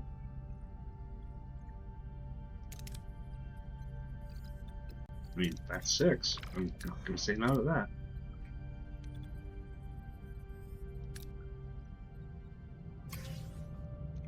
Sensors detect a dense cloud of interstellar gas with an unusually high concentration of deuterium. Let's deploy collector probes for safer though less efficient collection. No, I'm gonna say that's risk the Voyager, or risk Voyager again. Risk it we did, we lost 15 whole, but we got 572 still. Captain, the dense gas interfered with our sensors. We've collided with a floating ship. Alright, get more deuterium then. Hey, look, our Borg maturation chamber is fixed. And then I will figure out the energy usage here in a bit.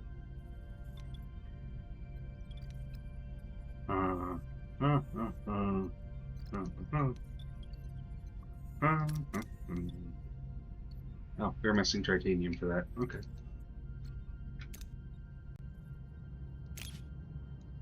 Captain, we've arrived at a massive gas giant with intense magnetic storms.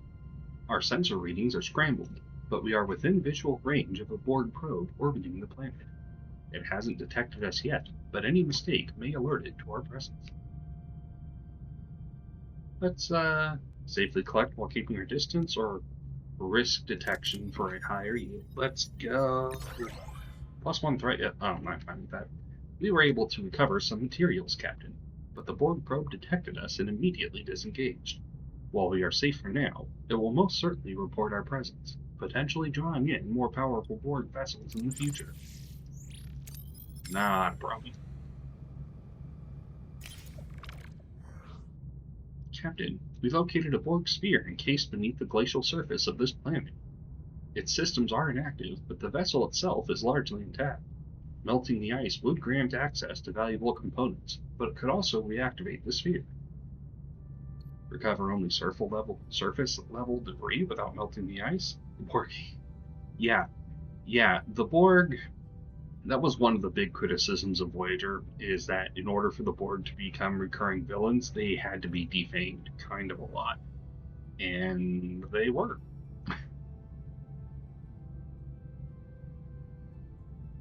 Which is really unfortunate. We're going to use the Borg cutting beam to extract the whole vessel. Over. Hey. Captain, the Borg cutting beam flawlessly severed the sphere from the ice. We recovered a large amount of valuable Borg components and usable materials. The vessel remained completely dormant throughout the whole operation. Yeah, 2 nanites, 20 science, 99 tritanium. So they upgrade the crap out of you, and upgrade the crap out of you. Okay, and now we're out of tritanium and uranium. Fantastic. Let's get down here to our Class B planet. Oh good, sick bay's up. The crew was happy about the fulfilled promise, Captain. Good. They freaking better be. You're not anymore. Go fix that. It says plus 25% treatment time. What it means is plus 25% treatment rate. You remember the first Borg encounter? 100 plus Federation starships couldn't beat a single Borg cube? Yeah. And that is not the case anymore. It's kind of explained in the standoff with species 8462. When we have to team up with the Borg, we use some of the science, some of the technology that we get from that partnership to make weapons and shields that are a little more effective against the Borg. But I do kind of miss the days when the Borg were like, oh shoot, we need to not be where that is. Hey, regeneration alcoves. 2 up. Okay, and we don't need this one anymore. Right? Goodbye. Captain, we reached our destination. Orders? Species 8462 was a bit of a cop-out to the Borg power. Yeah, I mean, yeah. It was a really cool idea if they had kept them in for longer, and that's my soapbox with Voyager. Is that they had a couple of things that were really cool ideas that if they had stretched them out over a season, or let them just like be present for a full season instead of like 2 or 3 episodes, it would have been really, really, really cool. Species 8462 was one of those. You know, a species whose immune system is so hyperactive that it scratches you, and its immune system follows into the wound and then starts attacking you. Like, that's a really cool idea. Could have been a really good, like, oh, we need to stay away from that.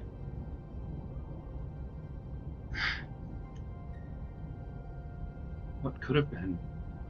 But the showrunner was kind of burnt on, like, a serialized show from DS9. So he really wanted to stay away from it, and so that's why That's why Voyager doesn't do that. Captain, we reached our destination. Orders? Continue. More than meets the eye. The cave system is thick with radiation as the crew enters. Thousands of stasis pods are embedded in the walls. Most are coated in dust. Some are shattered with exposed wiring and broken glass. A few still glow faintly, their systems barely clinging to life. Captain, the walls here contain high titanium levels. This appears to have effectively shielded hundreds, if not thousands, of stasis pods from residual radiation for nearly 9 centuries. Do you wish to revive the occupants? Mine all titanium. Strip mine it, let them all die. I like it. No, yeah, let's go ahead and wake them up. Be like, hey guys, look, it's your world. It's dead. I feel like they could have gone more towards either jamming the Borg hive communication or going into hacking focused warfare against the Borg instead.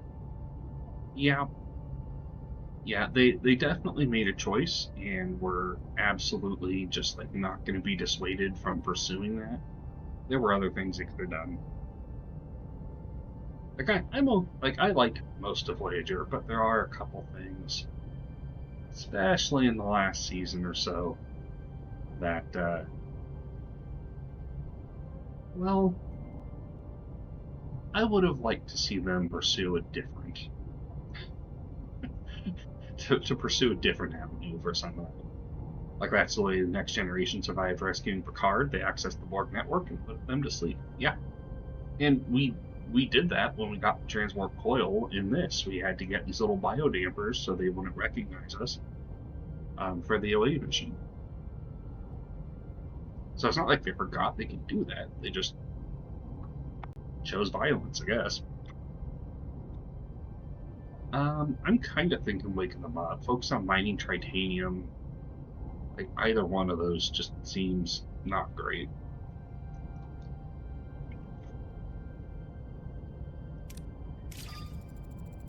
See if you can wake them up. They might need our medical assistance. Well, we need our medical assistance right now, Janeway. Alright, let's get over here. Generation alcoves distant. Captain, the situation has worsened considerably. The illness has progressed rapidly in the affected crew members, and it's spreading. We need to treat most of the crew so it does not get any worse. Okay, well, then, let's... Why didn't I do this before? Let's up... Oh. That's why I didn't do it before. We can't upgrade. Alright. Let's fly over here and get some duranium so we can upgrade it. We detected resource reserves on the surface of a Class Y planet, but we need to be careful. Its atmosphere is extremely toxic and hazardous to our ship and crew. Just being in its vicinity is dangerous, due to possible thermionic radiation discharges. We can deploy collector probes for a safer though less efficient collection, or we can use a disruptor pulse to expose the resource reserves. Let's do that. No need to introduce a creature that can somehow bypass Borg shields through a hyperactive immune system. It's great for their resistance to assimilation, but bioweapons being super effective against the Borg, like a Pokemon type advantage, feels eh. Totally don't feel strongly about this. Not at all.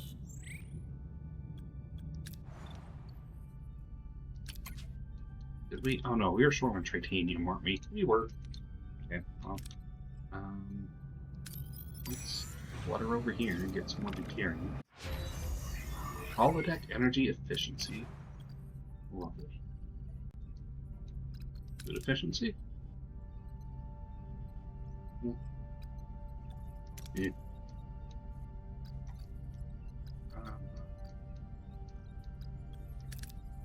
This is really nice.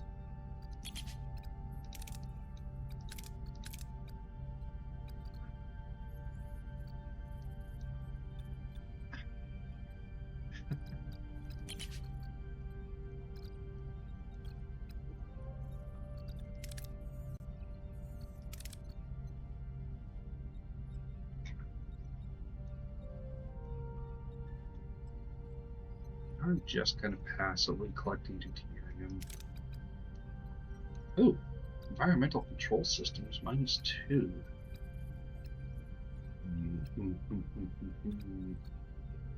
Fine, we'll go with engine. No, we will not. We won't do any of that. We will do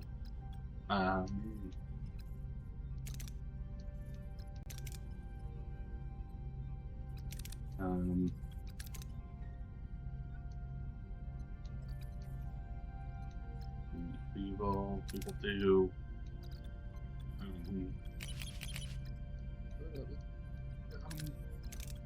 I don't know.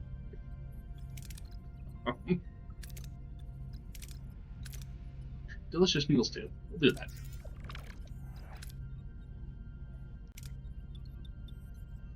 Yeah, great. All right, deuterium. Captain, sensors detect a space station.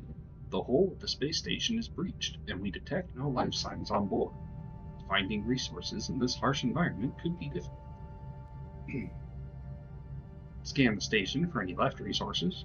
Destroy part of the station where cargo might be, or send work teams to open up closed facilities and search for resources. Or use energy-based life forms as a basis for a species that can effectively repel aboard. Yeah. We've seen a multitude of these, and the ability to create or manipulate either electromagnetism or gravitons would be so cool. It absolutely would, and points to you for the usage of gravitons. What do we have here? We're going to send work teams in to open it up. There we go. Our work teams found sealed cargo bays and opened them. There was only a medium amount of resources inside. Well, we still got 575. What we're doing. Got points, that's right. Captain, we've arrived at a massive gas giant with intense magnetic storms. Our sensor readings are scrambled, but we are within visual range of a Borg probe orbiting the planet. It hasn't detected us, but any mistake may alert it to our presence. Yeah, we're going to risk detection for higher yield. What's the worst that's going to happen? We blow up some more Borg cubes? Oh no. Or not cubes. That is a point. We decidedly do not fight the cubes or spheres. We are only fighting probes. I don't know if that makes anything any better, and I don't remember if it's that way in the show, but that is a distinction to make. We were able to recover a high amount of resources, Captain.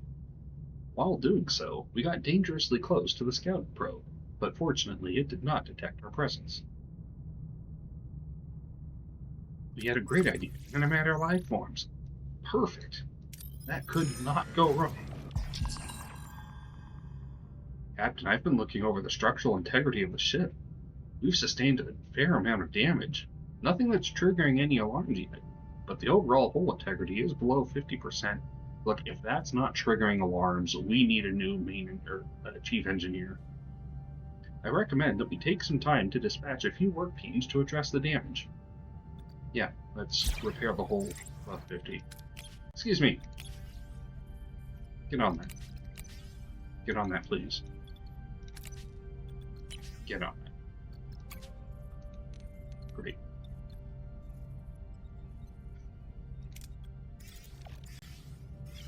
Hey, the crew is very happy that we fulfilled our promise. Now we're in an asteroid field again. Big explosion on contact? What could possibly go wrong?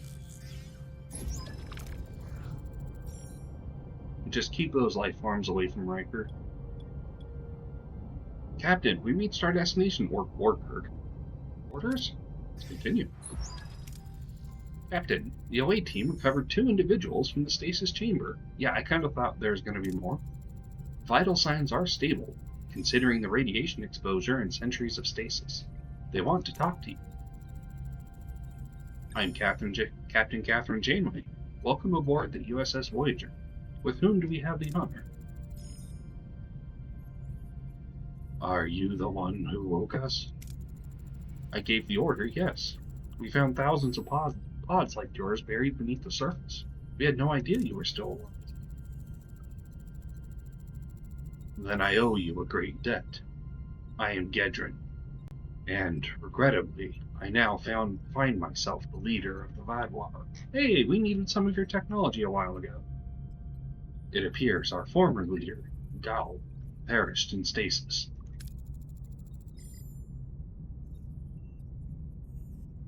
Morin, Gal's former tactical officer.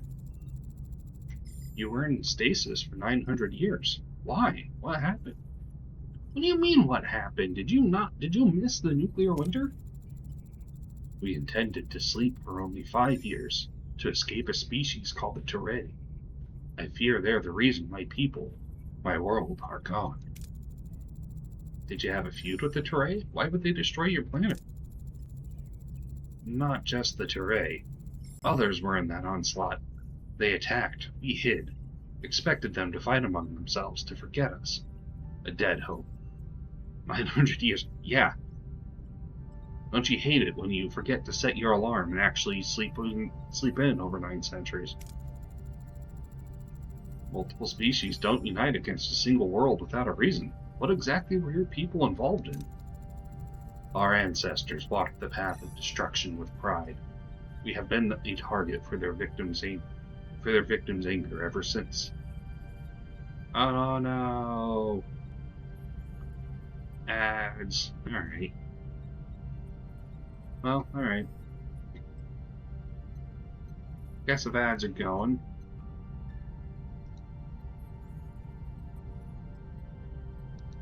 And I guess we'll do... Haven't gotten an ad yet?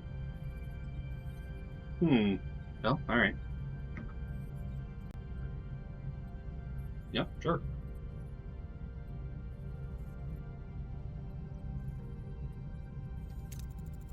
Inherited guilt is a heavy burden. Oh, wait, no, she doesn't have a voice. Inherited guilt is a heavy burden, but 900 years is a long time. Do you truly believe that threat persists? We'll always be hunted, Captain. We seek no war, only respite. One way or another, our planet is no longer safe. Staying means certain death. If you can help us, we'd be forever in your debt. You once forgot to set your alarm and accidentally slept through the Renaissance illumination movement. Hate it when that happens. That's the 3rd time this week. Yeah, let's help Vadwar find a new home planet. Everyone deserves a fresh start. They'll help your people. They will be overjoyed to hear this. I'll remain here to assist with the awakening. But might Morin and a few more of our people join you. Of course. We'll return once we've located a habitable world. Senior officers, meet me in Astrometrics. This search begins now. Okay. Explore the sector until stellar cartography locates a habitable planet to resettle the Vadwar. Right.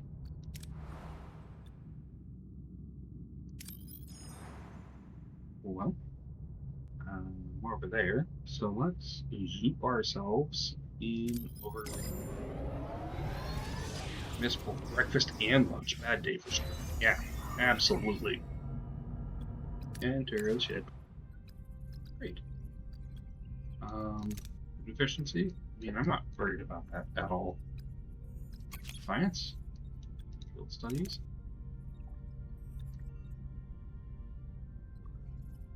I mean, I guess. Crew? Food efficiency. Oh, no, I was just at crew.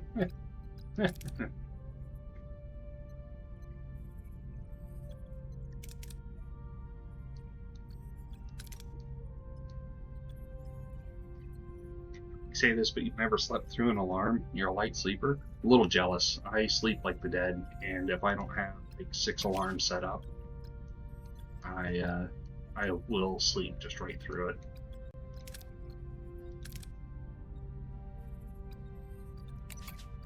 Okay, well, then let's do regenerative shielding. That seems nice and defensible. And we're still at 360 hull. That fight really did a number on us. Captain, We were able to get the disease under control. From now on, it should no longer spread. Good. Can we get rid of this now? Please? Please? What's that? Yes, you say? Good. We just fixed the ship from last time. Auto-resolve this. Ooh. Oh, good. Well, that's fine. Let's proceed. I don't mind throwing 7 torpedoes into the mix. Hey, there we go. If you set an alarm, you only set one. Fair. Fair. That is a very handy and useful skill to have. We got some deuterium, we got some uranium, we got some morale, we lost life support and a large hydroponics bay. What? Who?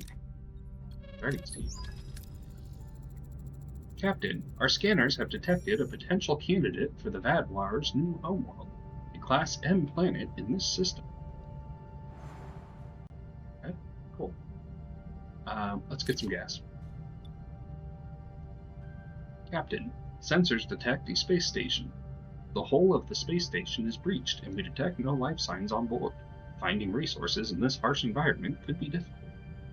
Scan the station for any left resources. Destroy a part of the station where cargo might be. Or send work teams to open up those facilities. We're going to do that one. Oh! Not what we needed. The work teams had a terrible accident while opening sealed cargo bays. We only got 299 deuterium. Someone died and 5 people got injured. Man.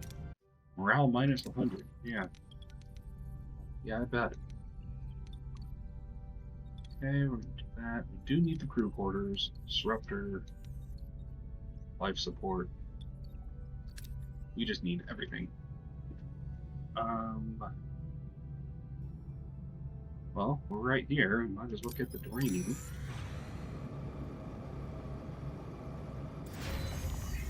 Hey, sick base dismantle. Let's go.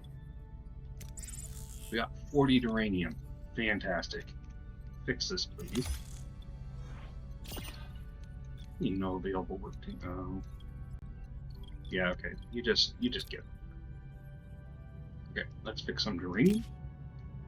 We have detected a Class P planet, where the surface is frozen. Geological scans indicate resources deep beneath the ice. Retrieving them requires breaking through the dense ice layer, but the temperatures are freezing and snowstorms could hinder us. Can use a phaser beam to bore a path through the ice. We can send a shuttle, yes, missile to drill and retrieve resources from under the ice. We can apply a focused thermal beam to melt the ice. We can use the cutting beam to bore a deep access shaft into the ice.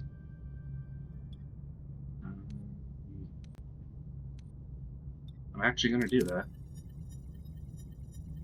Really? Again? Why can't you ever do that with shuttles? The cutting beam caused stress fractures in the ice. The tunnel partially collapsed while our team was extracting the resources. 7 crew injured, 1 crew died, morale minus 60.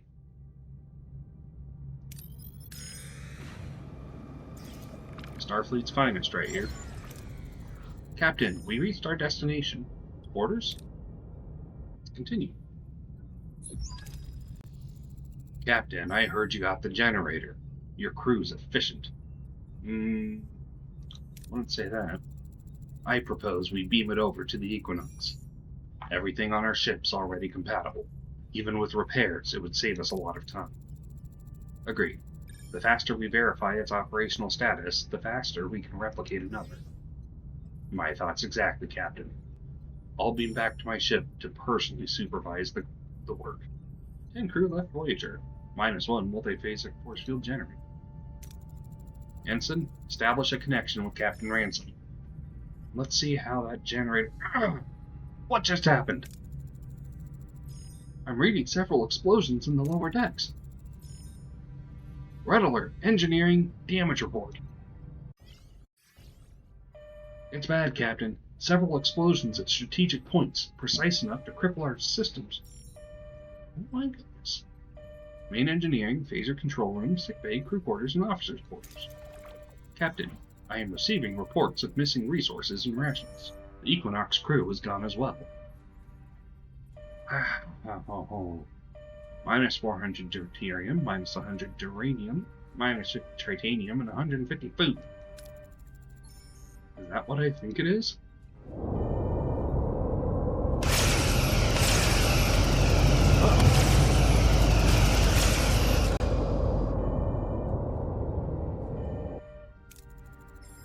Our shields are down. Fissures opening up on several decks.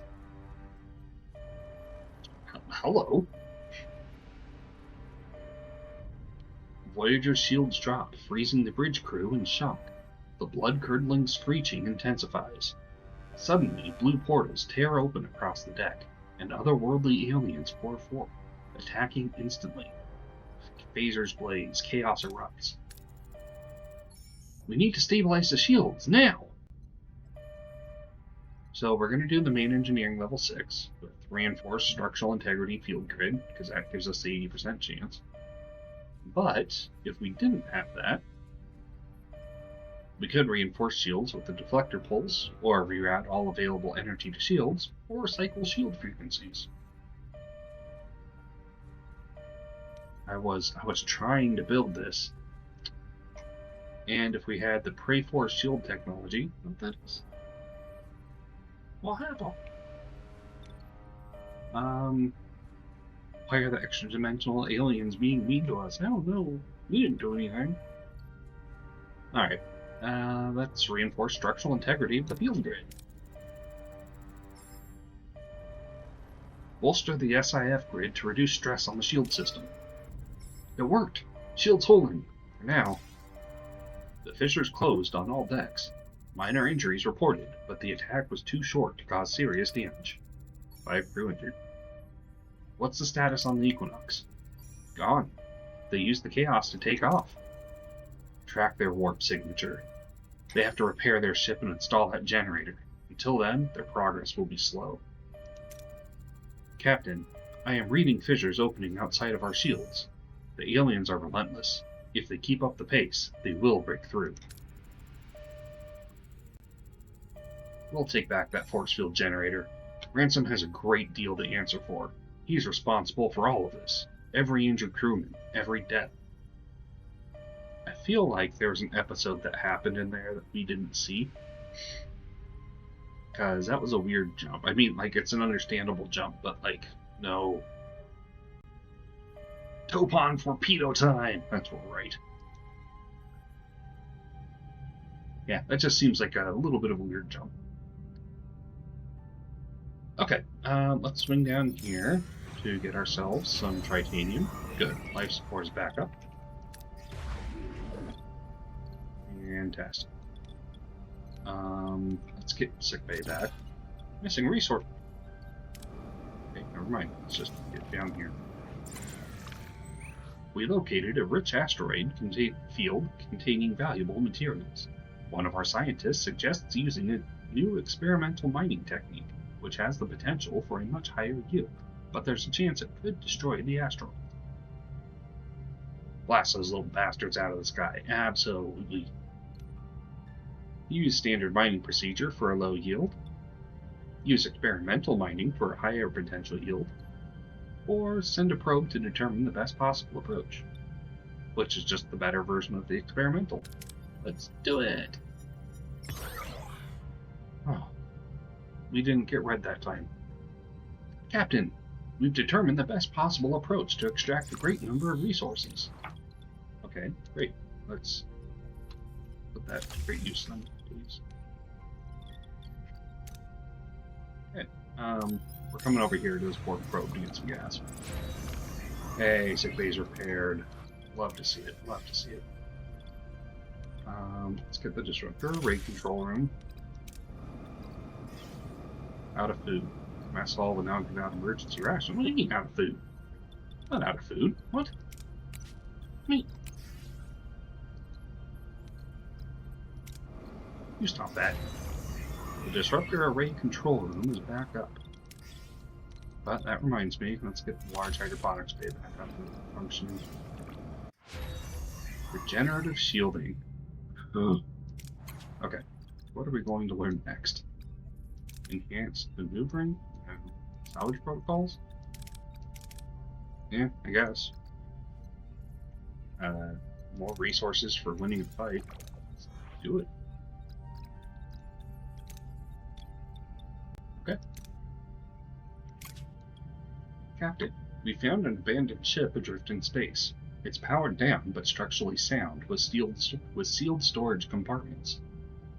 Flying the beam team on board to force open the storage and retrieve all contents, destroy the vessel and salvage the debris, or send a shuttle to destroy the vessel and send a shuttle to breach the storage from the outside and extract resources. And I swear, if you don't give me red this time, I am calling shenanigans. I'm calling shenanigans. The shuttle team managed to breach the storage and extract all resources.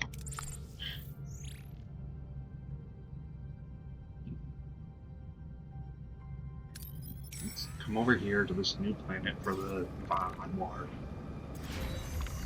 There we go. Large hydroponics bay is back up and running. Headquarters, phaser control room.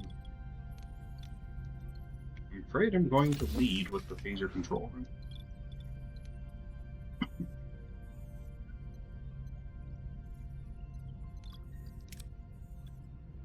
Alright. A new home? On Voyager's LCRS LCARS? A lost Class M planet comes into view. While bearing the unmistakable marks of past storms, it nonetheless offers a hopeful, if imperfect, fresh start for the Vodwar. The Class M planet is rich in water and vegetation, but initial scans reveal a significant vulnerability to intense disruptive ion storms. Excellent. Not perfect, certainly, but promising enough. Helm set a course back to the Vodwar homeworld. Not exactly paradise. I beg your pardon? 900 years in stasis for this? A world full of endless storms? Oh, wow! Hey, Ashenfall! Welcome in! Thank you so much for the raid. If anyone here hasn't checked out Ashenfall, his streams are always good for a chill and relaxing time. He was last seen Star Wars. Oh, Knights of the Old Republic, right on. Yeah, how was Knights of the Old Republic going? I believe I've played that once or twice. Star Wars, Star Trek, same guy. Yeah, I mean, it is, as I've heard it said, stars.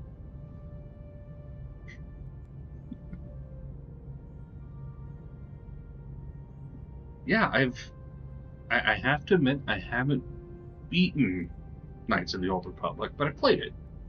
I got a decent chunk of the way through. Progressing at a snail's pace. Yeah, fair. But hey, if you're having fun with it, that's really all that matters, right? I forget, do they have the good, like, very Star Wars music? Or do they have their own kind of, like, offshoot Star Wars-ish kind of music? Like, does it sound out of a movie? You're supposed to be... I mean, I would think so. I haven't gotten to the end, so I guess I can't say I know. Yep, claimed every time so far too. Oh no. Oh, the menu music. Oh shoot. Well, to Ash and everyone that came with him, if you need to raid and run, you need to work, you need to go, take care of yourself, eat, drink, sleep, nap, whatever. Yeah, absolutely feel free to. I know that Ash, he just got off long stream, and everyone else, either got off long streams of their own and then has been watching, or has just been watching for however long. I'm not sure how long, but yeah, definitely take care of yourselves. Otherwise, thanks for swinging by. Guess we're going to push on to the end of this sector. I think we're almost there, but I guess we'll see. 900 years in stasis for this? A world of endless storms? I appreciate your honesty, Mr. Morin, but we're working with what we have, and this planet is the best option we found. We're holding course.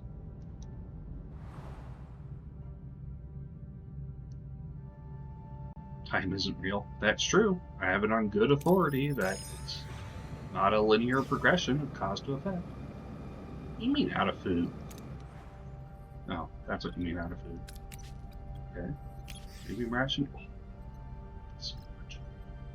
So much. Okay, our phaser control room is done. Let's...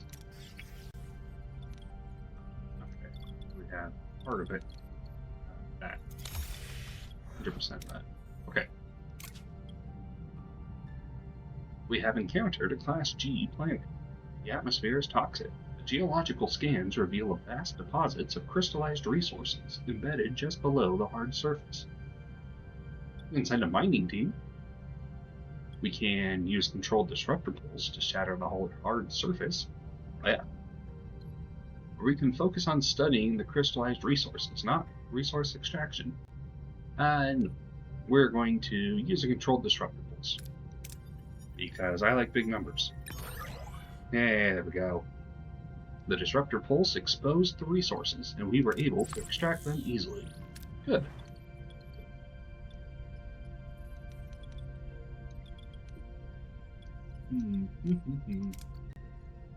Alright. Well, let's swing over here, grab this deuterium. Hey, we repaired our cargo bay. Fantastic. Alright. With that... crew quarters, officers' quarters. Let's do the officers' quarters first, because that is going to give us a higher morale boost. Oh, are we done with this? Can we go to normal rations now? Maybe. 8 turns. 6 turns. Ooh. I don't think we're going to get 6 turns of... Let's see. Let's pull out my handy dandy calculator because I do not feel like doing that math. Based on 4 and 975 equals smaller than 6. Okay. I guess we'll stay on emergency rations for now. Everyone can be upset. Under ongoing attack. Oh, this. Shields have failed. The aliens immediately took advantage of this, causing damage and casualties on several decks. Officers' quarters got damaged. Yet we're being attacked by these little, like, alien ghost things. Courtesy of another Starfleet vessel that we tried to save. We successfully saved them, and it looks like somehow they painted the target on our backs instead of their own. We can't sustain this for long. These attacks must end. I'll have to live. We have detected a Class E planet. The molten surface, extremely high temperatures, and intense solar radiation make it highly dangerous, but valuable resources are concentrated in pockets in the cooling crust.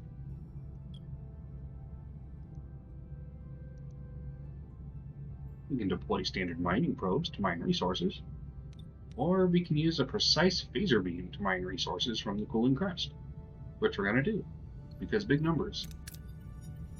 Gosh darn it. Oh. Why? The phaser blast triggered a chain reaction in the unstable crust. The resulting eruption caused an energy surge that hit our ship. Minus 40 hull. I mean, like, I'm not too worried about the hull. That's whatever. Alright, let's go get some food then. Try our luck with the deuterium again. Alright. There's our officer's quarters there. Alright, let's get that repaired. We should try through a gamma wave at this point, just to shake the little monsters off us. Yeah. We should. Right, officer's quarters there. Yeah, we can turn this on. Start getting some board. Let's get the crew quarters going to finish off our slightly homeless people. Enterprise class ships had decent enough shielding to get through it. Yeah, they seem pretty decently well equipped to handle all the random blasts of radiation that are flaunting about space. And I'm pretty sure there's worse stuff than Gamma. Or maybe Gamma is the worst stuff. Still, I'm pretty sure they can take it. Captain, scans show an uninhabited planet, but some biosignatures are highly unusual. Some local wildlife appears partially cybernetic, possibly altered after contact with the Horde. This planet seems fruitful, but these creatures could be dangerous. Let's send a team to collect resources. This won't go. Gamma's the most destructive. Okay. We collected a modest amount of resources, Captain, but the team reported feeling watched the entire time. The creatures never approached us, but their presence was a bit unsettling to the gathering crew. Electromagnetic storm's the most annoying, Gamma's the most destructive. Okay. Let's get everyone back on normal food rations. No, man, we're good. We're fine. Captain, I must inform you that some crew members are currently sick or injured but are not being treated in the sickbay. In order to maintain the well-being of the crew, I propose to build another sickbay. Look, man, I'm not dealing with this right now. The crew regrets my decision, Captain. They can deal with it. Just get in line for the good sickbay that we have. If you keep whining, I'll slap you in the board one. Nobody wants that. Crew quarters are repaired. Great.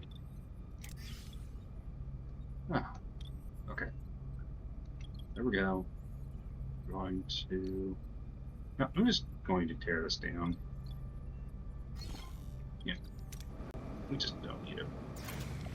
We've altered course to investigate a distress signal, but something feels off. Sensors show an unidentified vessel closing in fast. It's an ambush. What are your orders, Captain? Alright. Last time we did the auto battle, it did not go well. Moving to attack the front, Captain. So... let's just spam Balana. Are there any moments of Ability time ready, when the Captain. crew isn't sick and injured and but not being treated? Ability ready, Captain. Enemy shields destroyed, Captain. Ability ready, Captain. Maybe because it's 2 in the morning, I'm having a hard time interpreting the question. I need just a second.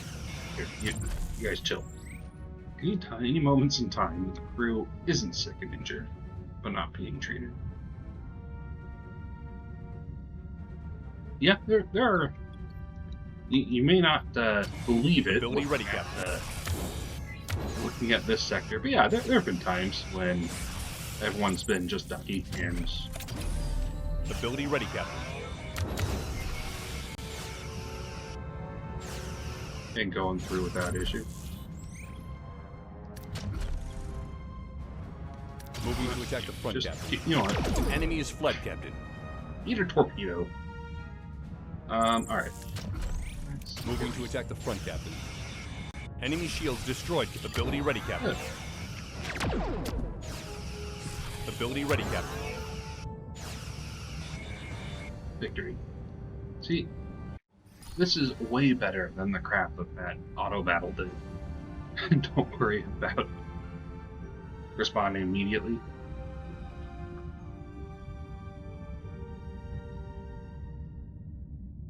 Yeah, those were good times when everyone they were the best of times. They were the best of times. Well, we got some deuterium out of it and some uranium, fantastic, and we got some more deuterium out of it. Great. Okay. Maybe I should have... Oh, because this freaking... Fix that, please. Okay. Alright, alright.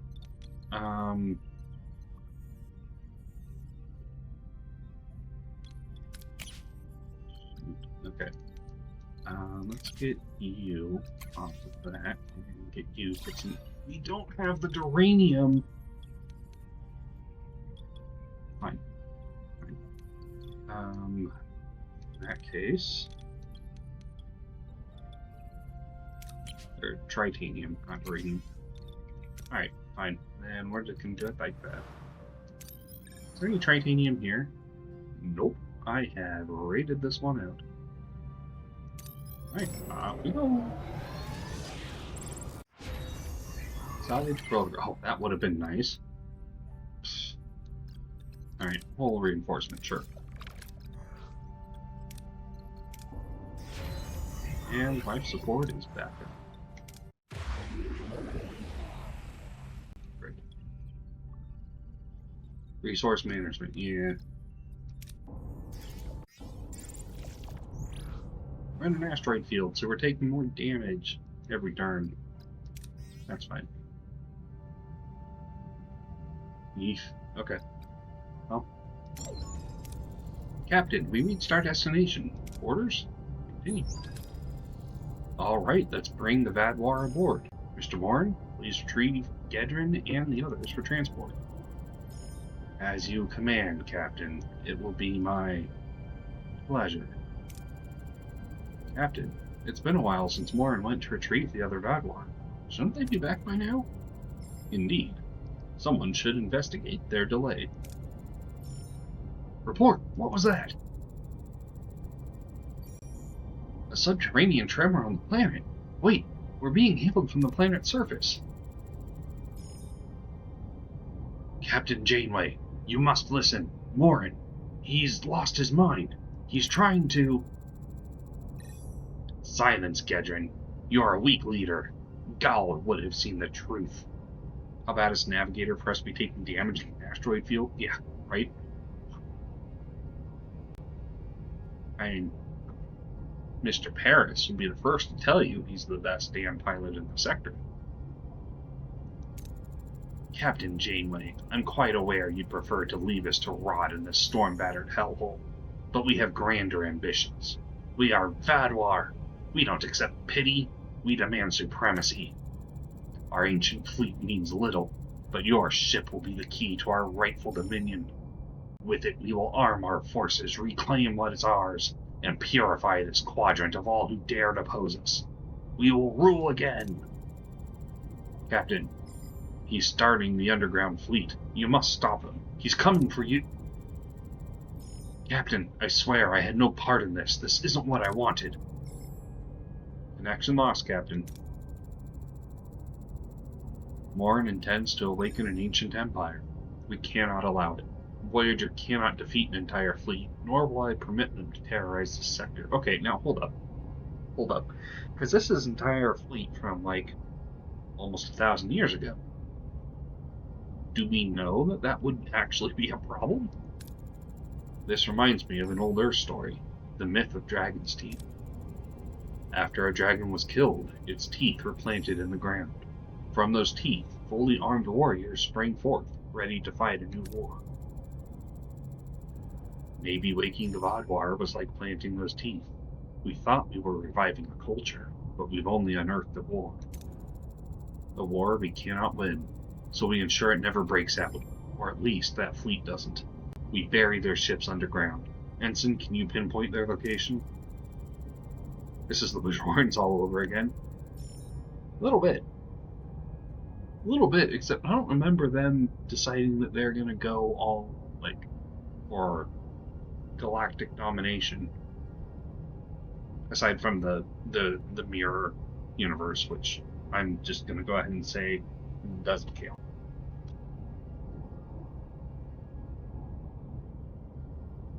The surface radiation is confusing our sensors, but I'm detecting faint surveillance surveillance satellite signal. If amplified, we might be able to locate the fleet. OA team, get ready for transport. Oh, good. Survivalist. Well, alright. Level 9. Off he goes. Neelix, do you have anything to offer? Not really. Again. Alright, we'll throw him and our hologram.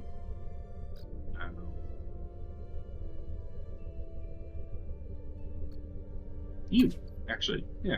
Here we go. You. Ah, that sound effect. Captain, there's a group of Vodwar guarding the entrance to the inner chambers. Orders? We can create a fake signal to trick them into leaving. We can fight our way in. Or we can find an unguarded way to the control room. Man, I did not leave myself in good options, did I? Let's create a fake signal to trick them into leaving. Get some food. I really want to fight my way in, but that would not go well. Hey. The team uses a portable transmitter to broadcast a false signal from deeper within the cave system. The guards abandon their station to investigate, allowing the team to sneak into the chamber. Captain, we've reached the satellite control panel. However, there are Vodwar guarding it. How should we proceed? Your mistake, this is the Lycians all over again? The Lycians.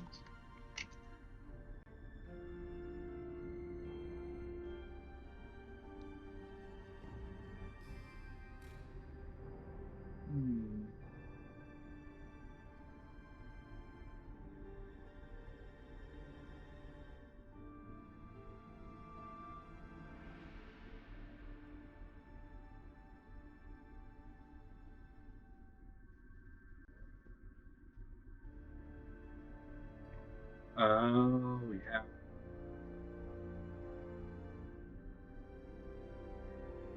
That's right. That's right. I remember that. That episode where the Next Generation crew gets like memories wiped and almost destroy the Lycians, but like their ships are garbage. Straight up centuries out of date. Yeah. Yeah. Okay. Let's create a diversion and lure them away. We could use a little bit of morale right now. I can also use some deuterium, but I'm saving Chakotay for his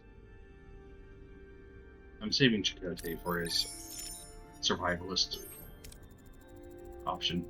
Using Vodwar comm protocols, the team forges a convincing audio message ordering the guards to investigate a security breach. The guards move out, leaving the control panel undefended, when suddenly the cave begins to tremble. Stones start falling from the ceiling.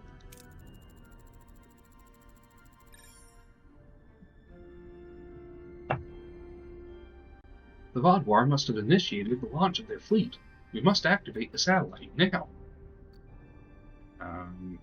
Okay, let's reroute the console's connection. Thinking fast, the team reroutes the console's connection through an auxiliary access port. The satellite activates just in time, and they escape the collapsing room. The collapsing cave prevents us from beaming. We have to find another way. We could do these top two, coordinated retreat, push through and shoot falling rocks, but we're going to take the survivalist option and locate the safest path towards the exit. Ooh, close to critical success. Relying on a quick assessment, Chakotay identifies a stable route through the chaos. They avoid unstable ground and falling debris, making it back to Voyager, shaken but unharmed. There we go. 1800. Fantastic. Satellite tracking is active. I have their exact coordinates. Pretty sure Voyager should be capable of causing an earthquake on the planet bearing the fleet. Yeah, I would think so. Now their ancient glory can wait another 9 centuries. Weapons to those coordinates. Nitpicking is fun. Yeah. We can fire phaser array to collapse the cave. We can fire torpedoes to collapse the cave. We can fire disruptor array to collapse the cave. Or we can use our Borg cutting beam to collapse the cave, which has the highest chance of success, and it's Borg, so we're gonna do it. Fire. Seal them in. Captain, all cave exits have collapsed. Their fleet is sealed in, partially destroyed. The Vodwar's ancient glory will indeed wait another 9 centuries. Good. Now get a lock on Gedrin and beam him aboard before Morin takes out his rage on him. Aye, Captain. Reading severe injuries, beaming him directly to sickbay. Oh, incoming hail from Morin. Voyager, this is not the end. The Vodwar will rise. I will find you. Your ship will burn. My vengeance will consume you all. Your vengeance will be unfulfilled, Morin. Justice will be served, but not by us. The people in this sector will see to that. Farewell. How are you feeling, Mr. Gedrin? Better, Captain. Thanks to your crew. But my people, 900 years, they've learned nothing. Such hatred, such hunger for domination. Not all of them. You were different. There's still a chance for those who truly wish to change. The planet we found, it's still waiting. A true sanctuary, free of the shadows of the past. Perhaps. I will try, Captain, for those who believe in a different future.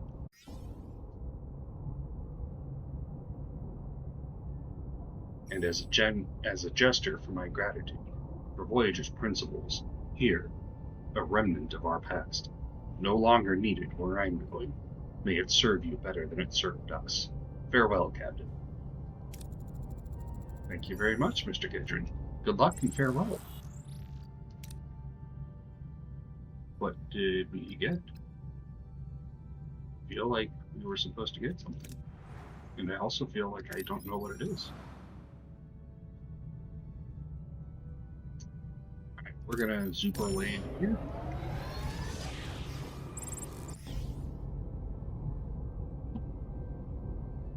Shields have failed. The aliens immediately took advantage of this, causing damage and casualties on several decks. We can't sustain this for long. These attacks must end. Hull -20. Okay. Got a sensor alert, but I saw something about X-Borg. Oh, that's right. New X-Borg got hatched, didn't they? Yeah, they did. Alright.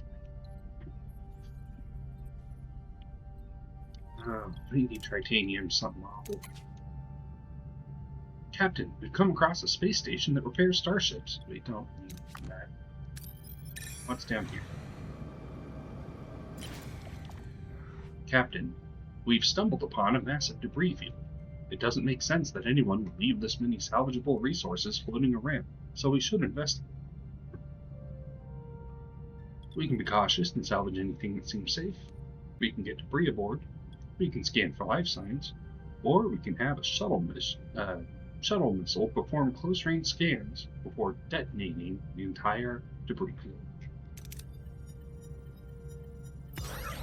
I thought we had it. Captain, we've successfully identified and disarmed several traps. Salvage operations were a complete success. Alright, well, let's get that going.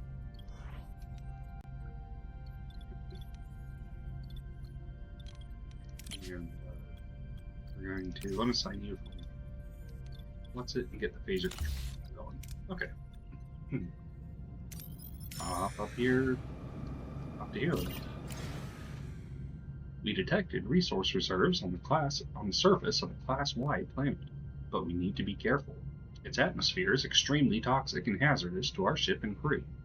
Just being in its vicinity is dangerous, due to possible thermionic radiation discharges. We can deploy collector probes for a safer, though less efficient collection.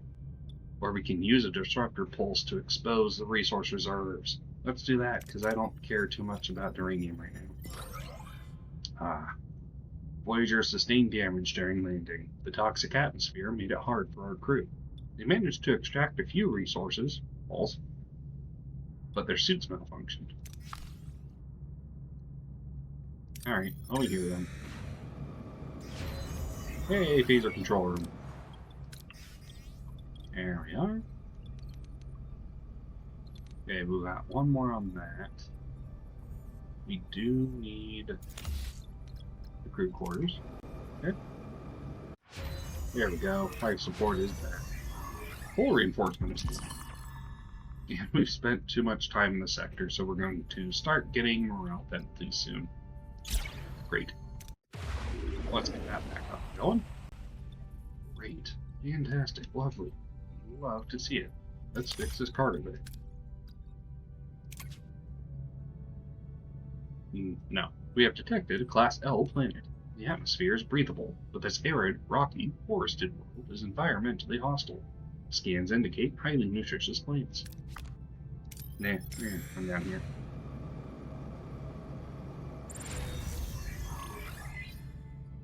Hey, the cargo bay and the crew quarters were repaired. Fantastic.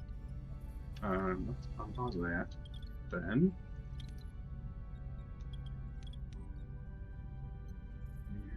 Don't need that.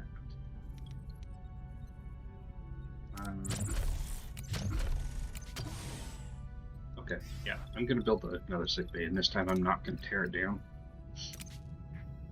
We have detected a Class D planet. The small planetoid has no atmosphere, but scans reveal surface deposits of resources trapped just beneath the ice. The low gravity makes remote operations easy, but the surface is extremely cold. Pack a sweater. We can shoot a thermal beam to heat a wide surface area for mining, launch a torpedo to shatter the surface for resource exposure, or deploy specialized mining probes to break up dense deposits. Let's blow it up. The torpedo shattered the surface, exposing a huge amount of resources that we extracted.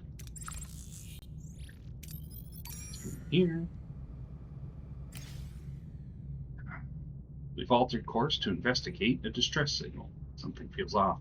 Sensors show an unidentified vessel closing in fast. It's an ambush. That's fine. What are your orders, Captain?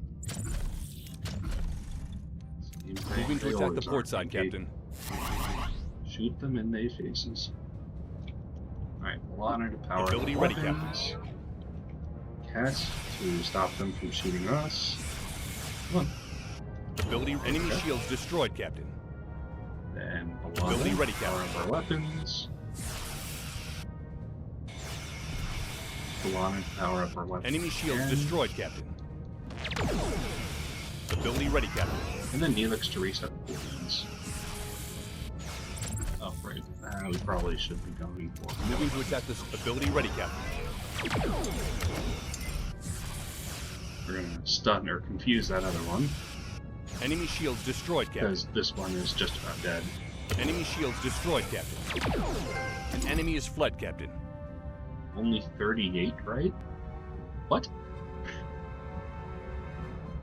I mean, I got an achievement, only 38, for having used 38 torpedoes in a single run-through. I don't remember that being a thing. Moving to attack the front, Captain. Ability ready, Captain. Anyway, we'll wait for Balana to be done. Enemy shields ability ready, Captain. Reset both weapons. Moving to before attack he- ability ready, Captain. Enemy That's a lot of shields destroyed, torpedoes. Captain. Yeah. I didn't realize I had shot that many. Enemy shields destroyed, Captain. But it's a good way. What? You coward! Get back here and blow up. Alright, 432 deuterium is not bad. You're right. You're right. Torpedoes. 38 titanium, which is very nice. And some more. And some more deuterium. Good. I was getting a little worried about that. Okay. Well, so much for this place. Let's over to here. What is this? That's a nebula? I don't like this nebula. Fine, take us right here. That looks like a nebula with teeth. Okay, our waste disassembler is taken down. Plasma conduit overload. Captain, we've taken a major hit. A sudden surge, likely from that subspace eddy, has caused a plasma conduit overload. Multiple ruptures are reported. Some rooms are severely damaged and offline. They'll require immediate repair. quarters. Engineering office. Let's get our engineering office back. Okay. We've entered something. Didn't see what. Oh, a neutronic storm. Good. Good. It's neutronic. Okay. There we go. Sick bay is built. Science lab. Crew quarters are repaired. Oh my goodness. Shields have failed. The aliens immediately took advantage of this, causing damage and casualties on several decks. Laser control room got damaged. We can't sustain this for long. This attack must end. All -20. Neutronic storm. The intense radiation within these storms poses a direct threat to the crew, causing injuries. Additionally, the storm's effects are depleting our food reserves each cycle spent. Crew may get immediate evasive action is recommended. Crew may get injured. -10 food per cycle. I think that's fine. All of that is up and going. Can we upgrade this? Yes, we can. And we should. Let's repair the phaser control room. Let's repair the crew quarters.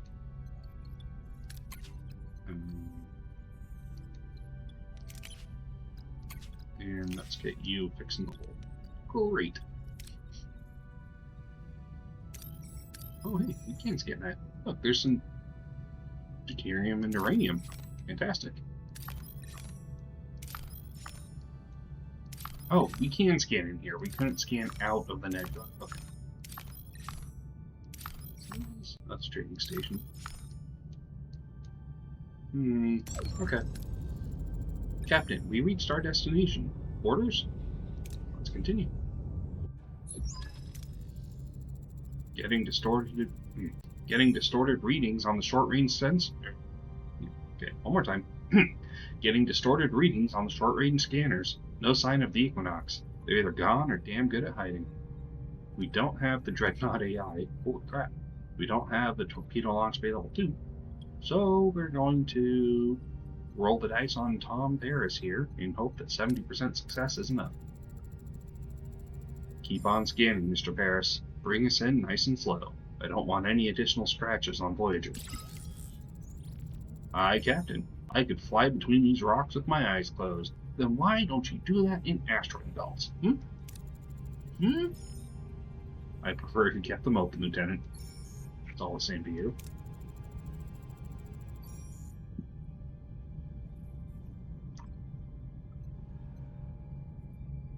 Found them, Captain. They were hiding behind one of the larger asteroids. Equinox is approaching. Weapon systems charging. Let's get this over with. Battle stations. Dude, you're a science ship. You have no business having 165 power. What are your orders, Captain? My orders? I want them dead. Moving to attack the aft, Captain. Oh, sorry. We want to disable their shields. Fine. Moving to attack the front, Captain. Ability ready, Captain. Eat them. Yes. This isn't RimWorld. That comes after. Ability ready, Captain. Okay. So Ability ready, Captain. Stun them so that they can't do anything. Enemy shields destroyed, Captain.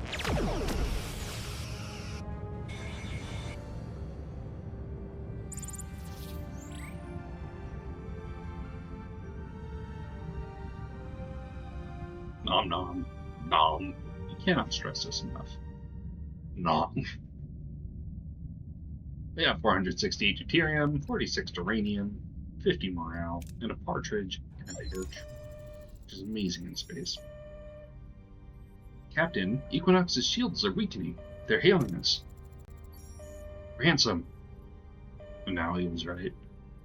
Ransom, surrender your vessel now. Can't do that. I get you're furious, but is your grudge really worth it? Nothing we did was personal, only what we had to do to survive. No other way of staying alive in this part of the universe. You're a person of reason, I know that. I propose that you stop following us and build yourself another field generator. Oh no. This may be your first Suicide Squad reference. I haven't seen or read Suicide Squads. Yeah. Tell him he will stand trial for his crimes, or nothing will stop me from getting my revenge. This playthrough we've been doing Starfleet-esque. You and your crew have broken Starfleet's code. I can't let you get away with that, however dire your need was. You will stand trial. Spoken like a true Starfleet captain. Very well. The one without Jared Leto was decently good. I might have to give that a shot, or give that a watch. Do yourself a favor, Janeway. Don't follow. Suddenly, the Equinox fires, blasting an asteroid perilously close to Voyager. Shields hold against a sudden impact, but the shockwave still rocks the ship, throwing the crew off balance. In the ensuing chaos, the Equinox takes off. And we smack him with our tractor beam and he goes nowhere. Oh, no? Helm, initiate pursuit. Why? Let's get some titanium. We have encountered a Class G planet. The atmosphere is toxic, but geological scans reveal vast deposits of crystallized resources embedded just below the hard surface. Is that a mining team? Use a controlled disruptor pulse to shatter the hard surface? Probably. Focus on studying the crystallized resources. No. Controlled disruptor pulse. Oh, hey. The disruptor pulse exposed the resources, and we were able to extract them easily. Great. Let's get some more deuterium, please. We had 56 crew members hurt. It's pretty funny. It's pretty funky that John Cena and Idris Elba have made multiple action comedies. Yeah, that. Huh. Yeah. Yeah.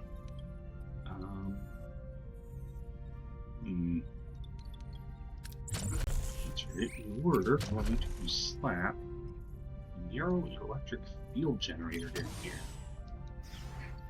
There we go.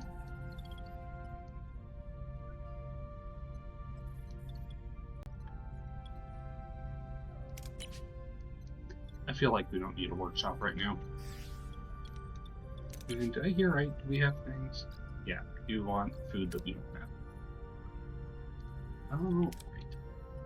Let's grab some deuterium. Captain, sensors detect a space station. The hull of the space station is breached, and we detect no life signs on board. Finding resources in this harsh environment could be difficult. We can scan the station for any left resources. We can destroy a part of the station where cargo might be, or we can send work teams to open up closed facilities and search for resources.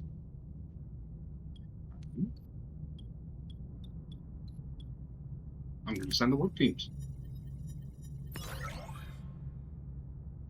Fantastic. They didn't blow themselves up this time. They're the new and better Rock Kevin Hart combo. Ah, okay. Our work teams found sealed cargo bays and opened them. A huge amount of resources was inside. The only Rock Kevin Hart combo movie that I've seen, I think, is, was it Jumanji 2? Wasn't it? Or is it the first Jumanji? I mean, the first remade Jumanji.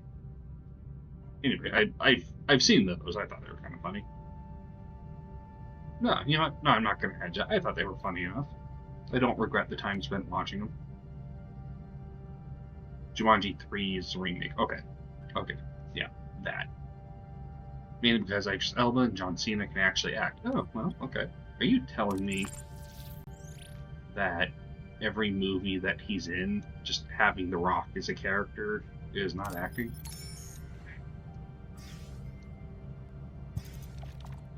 Health crisis. Captain, the amount of our sick or injured crew members who are not being treated in sickbay continues to rise. The crew demands immediate action.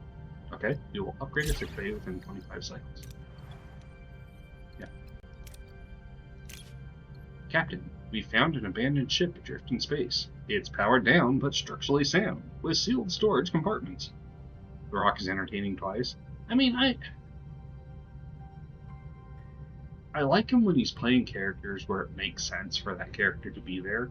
The problem is they keep shoehorning him in to shows where The Rock's character, like, there's nothing wrong, typecasting, right? The problem is they keep shoehorning The Rock's typecast into movies where there would probably be better fits. That's my take on it anyway. Blindly beam a team on board, which is always the best thing to do with transporters. You've watched like 5 Rock movies. Destroy the vessel and salvage the debris, or send a shuttle missile to breach the storage from the outside. Well, you didn't even try. The shuttle team managed to breach the storage and extract all resources. It's like they didn't even try to hit the self-destruct button. So disappointed. My day is ruined. Ryan Reynolds does his typecasting. Yeah, like, hey, sick bay's upgraded. Like, the crew is happy about the fulfilled promise, Captain. But we freaking better be. We don't need those crew quarters. We've got this going. He always plays himself, but he's witty. Yeah.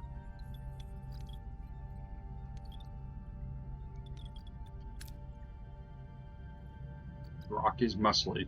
This is true. I have seen it. We detected a small debris field scattered across a wide area. The debris appears to be the remnants of a vessel. Maybe we can find something useful in here. That's his character. Strong. Oh, okay. We'll hold off. We will wait.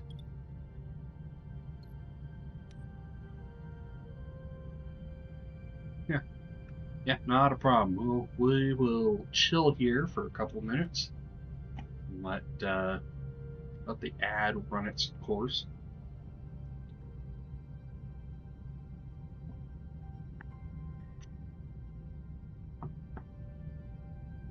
For all those not in an ad, this is your reminder to stand up, stretch, posture check, get a drink, whatever. Man, I tell you what, I'm normally done streaming an hour and a half ago. I've gone on way later than normal. No can do. Oh, well, Silas has got a gun to your head. Or a gun to your do, I guess.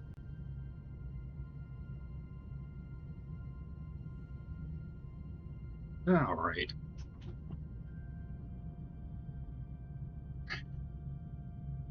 Yeah, a long stream. Yeah, I'm probably going to be doing a long stream on Saturday. And I normally do a longer one, like, mid-US day on Fridays. Fine, you'll move around slightly. Yeah, that's about all I did.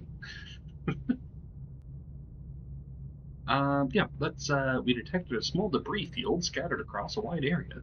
The debris appears to be the remnants of a vessel. Maybe we can find something useful in here. Oh, Silas is holding you hostage, too. Well, that's a good point.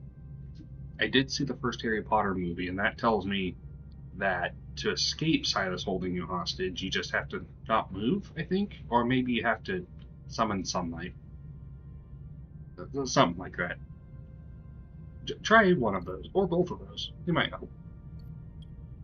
In the meantime, we're going to throw a shuttle missile to aid the search. Blow up, blow up. Again, they didn't even try. Captain, there was a lot of value in this debris. The shuttles helped a great deal in recovering valuable resources. We salvaged everything we could. Shuttle missile, exactly. There's a reason that's our mascot, and they're just not doing it. They're not playing ball. Alright, stupid Equinox, come here. It's 5:36 a.m. Sunlight shall come soon. Ugh. Do not envy that. Oh, thank you for the shuttle missile abrasion, Ashenfall. Thank you very much. And that, I really hope, the crew of the Voyager learns from his example. Okay? Sending all the missiles we have.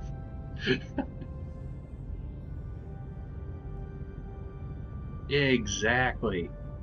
Man. I appreciate you demonstrating for the new recruits, the trainees, what we're all about here. Captain, we've reached our destination. Orders? Oh, alright. Continue. There they are. We've caught up with them. Hailing range, Captain. I told you not to follow, Captain. And I told you you can't escape. Yes, you made yourself abundantly clear, which is why we prepared a little equalizer. Look, the most effective strategy is always mutual annihilation. This, I would say, is accurate. Report. What's happening right now? They are disrupting Voyager's energy flow, primarily our weapon systems. Our superior firepower warranted a one-sided battle, but now the odds are even. Our warp drive is also affected by the energy drain. A battle appears inevitable. Warp core Captain Tier 3? Freaking again? It's impressive what my crew is capable of, isn't it, Captain? Don't get cold feet now. One of us won't be leaving this fight alive. You wouldn't want it any other way? See a bug in the kitchen? Let the gas stove run for 30 minutes and light a match. Hey, it's depending on the bug, that's the only solution.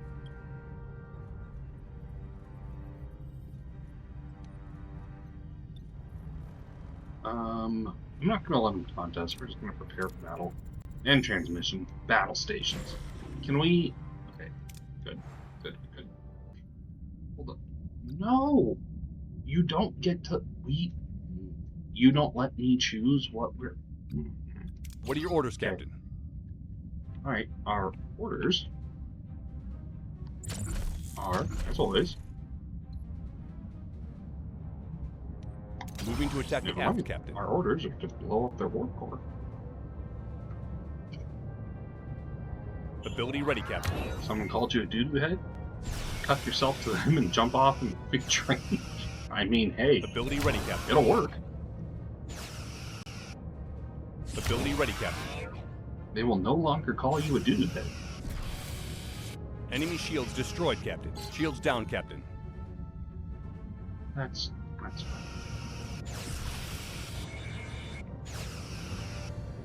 Oh, hey, we won already. I was expecting a harder fight. Okay, we're good. Got some food, uranium, and some more. Multiple Hey, it's the Doctor! Multiple detonations detected on Equinox's lower decks. Shield integrity nominal. Weapon systems offline. Fissures are opening in and around the Equinox. Dozens of them. It's like the Equinox is being devoured alive. On Voyager's bridge, the crew watches in stunned silence as the battered Equinox is torn apart by the otherworldly aliens, their shadowy forms swarming the ship. Then, through the comm system, static gives way to the blood-curdling screams of the Equinox crew. Captain, they're being slaughtered over there.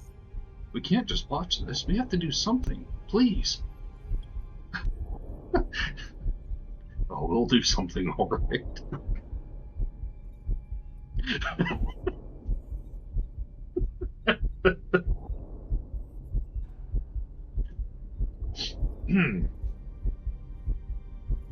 Or...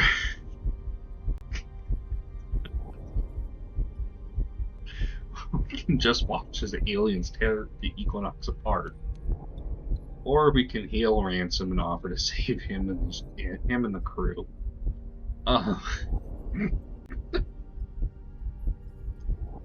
Okay. Wow, we're really on a mod? Seriously?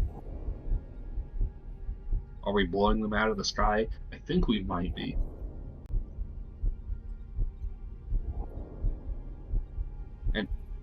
No, Autumn,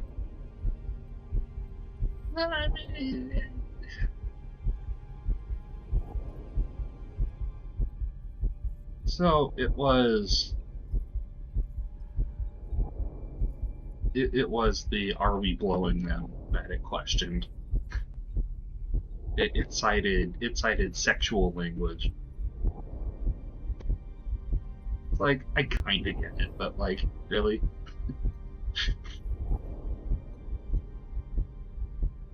Anyway, I I really want to I really want to just blow them up.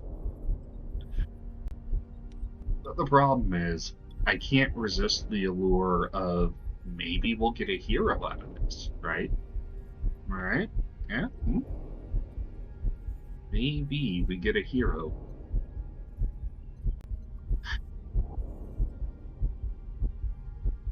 Fine, let's go for the hero. Next time I'm blowing them up. Yeah, okay. Kill them. Captain, I would surrender the ship to you, but it seems like I'm no longer able to make that decision. It's usually the C word that Autumn thanks you for. Yeah. Despite your betrayal, you deserve a fair trial, not a slaughter. I'm willing to save you. It's too late for me. I'm responsible for this. They'll never stop attacking any ship I'm on, as long as I live. But my crew, they deserve better. Take them, I beg you. They're good people, not responsible for my crimes, only desperate. Promise me you'll get them home. He does not deserve a trial. No, let them die. I promise. And said, no, see, but what if one of them's a hero? Ensign, lock on to the Equinox's crew. I can't get a clear lock. There are just too many of these spirits. The crew has to gather in one spot. Open a channel to all decks. Equinox crew, make your way to the bridge so we can get a clear transporter lock on you. Captain, we're here. Please get us out. Nope, I just wanted to watch you evolve. Oh, look, it's this one again.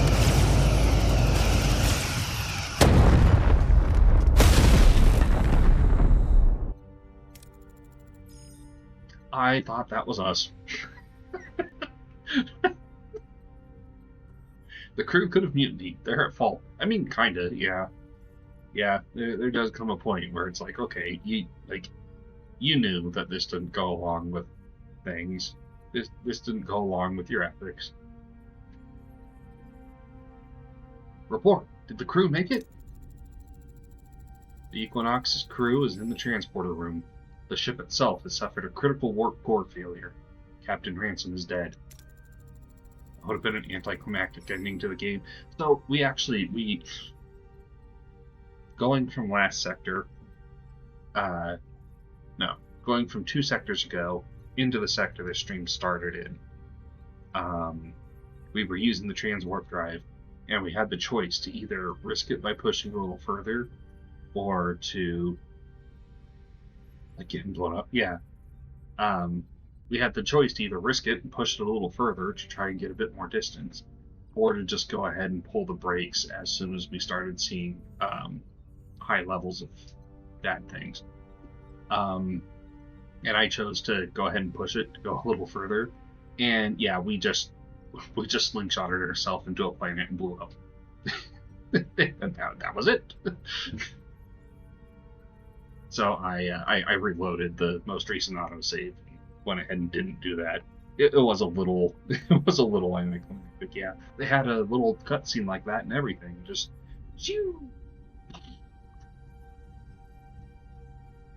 Anyway, all fissures have closed. It seems the aliens are satisfied. Warp core tier cap removed.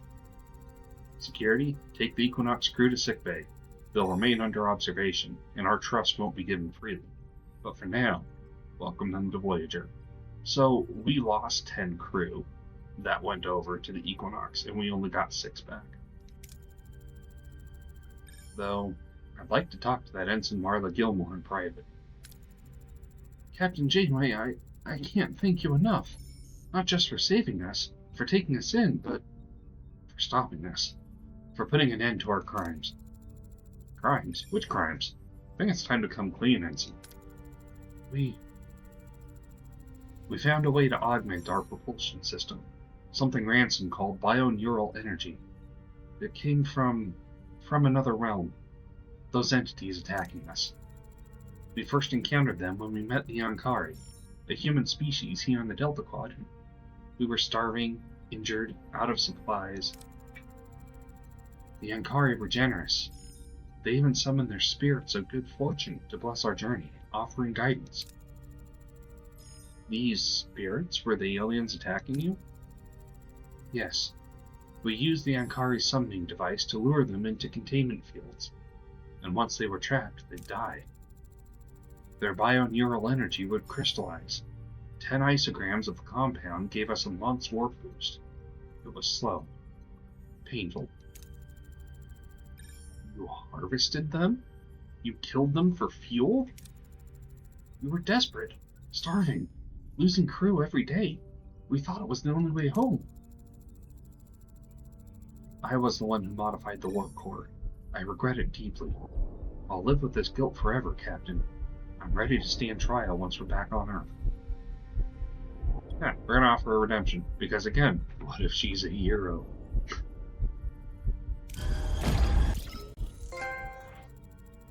Unlock Marlon Gilmore as a hero. Ah. Your honesty is noted, Ensign, but there is no apology for your crimes. Your remorse is clear, however. Until we reach Earth, your skills are needed here. Start paying your debt by helping us get home. The right way. Voyager, this is the Captain speaking. This mission has tested us as individuals and as Starfleet officers. We faced an enemy, and in the Equinox, we saw a dark reflection of ourselves. A ship that lost its way. Perhaps, given their circumstances, we were simply fortunate. But what happened to them, to Captain Ransom, is above all else tragic. We chose to uphold our oath. We will continue our journey, guided by the very ideals that define us. That is Voyager's way home. Janeway.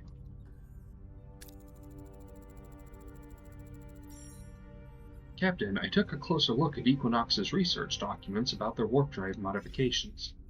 It might be possible to adapt parts of their design without the questionable approach. I'll keep it in mind.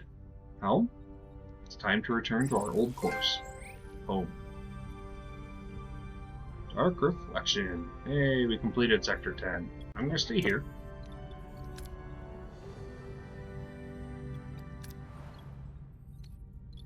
I'm losing 261 power every turn. Okay, why would you not just set us back? Okay. Okay.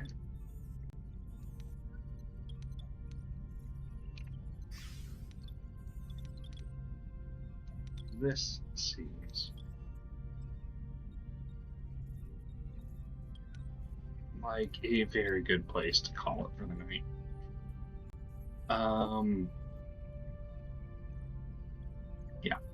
Yeah, I should not be this foolish anymore tonight. So,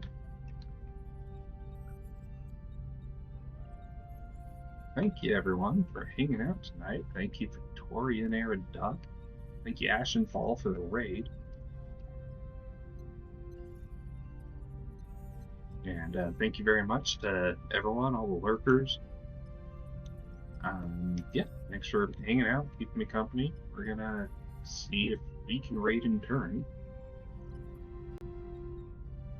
Is there... Oh my goodness, this person has been streaming for 13 hours. That can't be. That's 13 minutes, right?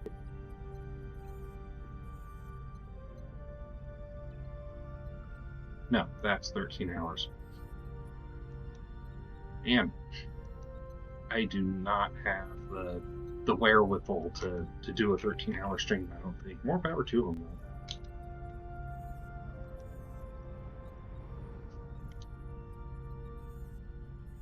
In fact, what the heck? Let's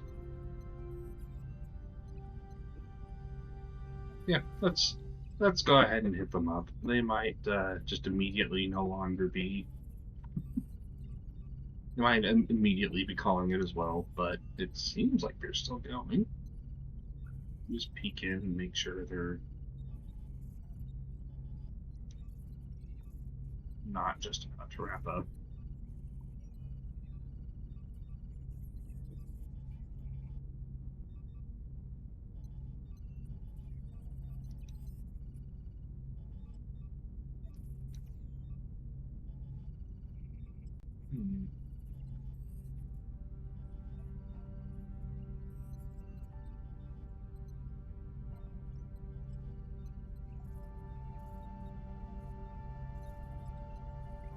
Nope, looks like he is just announcing that he's gonna be done. So, instead, let's go ahead and go to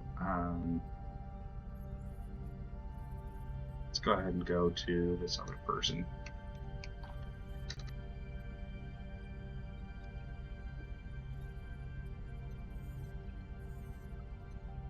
Where'd you go? Oh, there he is. Okay. Cool. Yeah. Looks like Ultra Dawn Wind is also playing Star Trek. They've been at it for a couple hours, 4.5, a few hours. Does that cross the threshold into a few? I think so.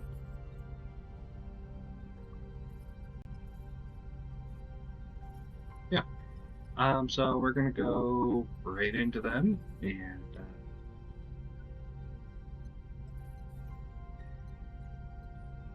yeah. Guess we'll just go hang out in there. So, let's come back in here. Oh, lovely, definitely hang out here again. Hey, thanks. Yeah, I stream this. When do I stream this?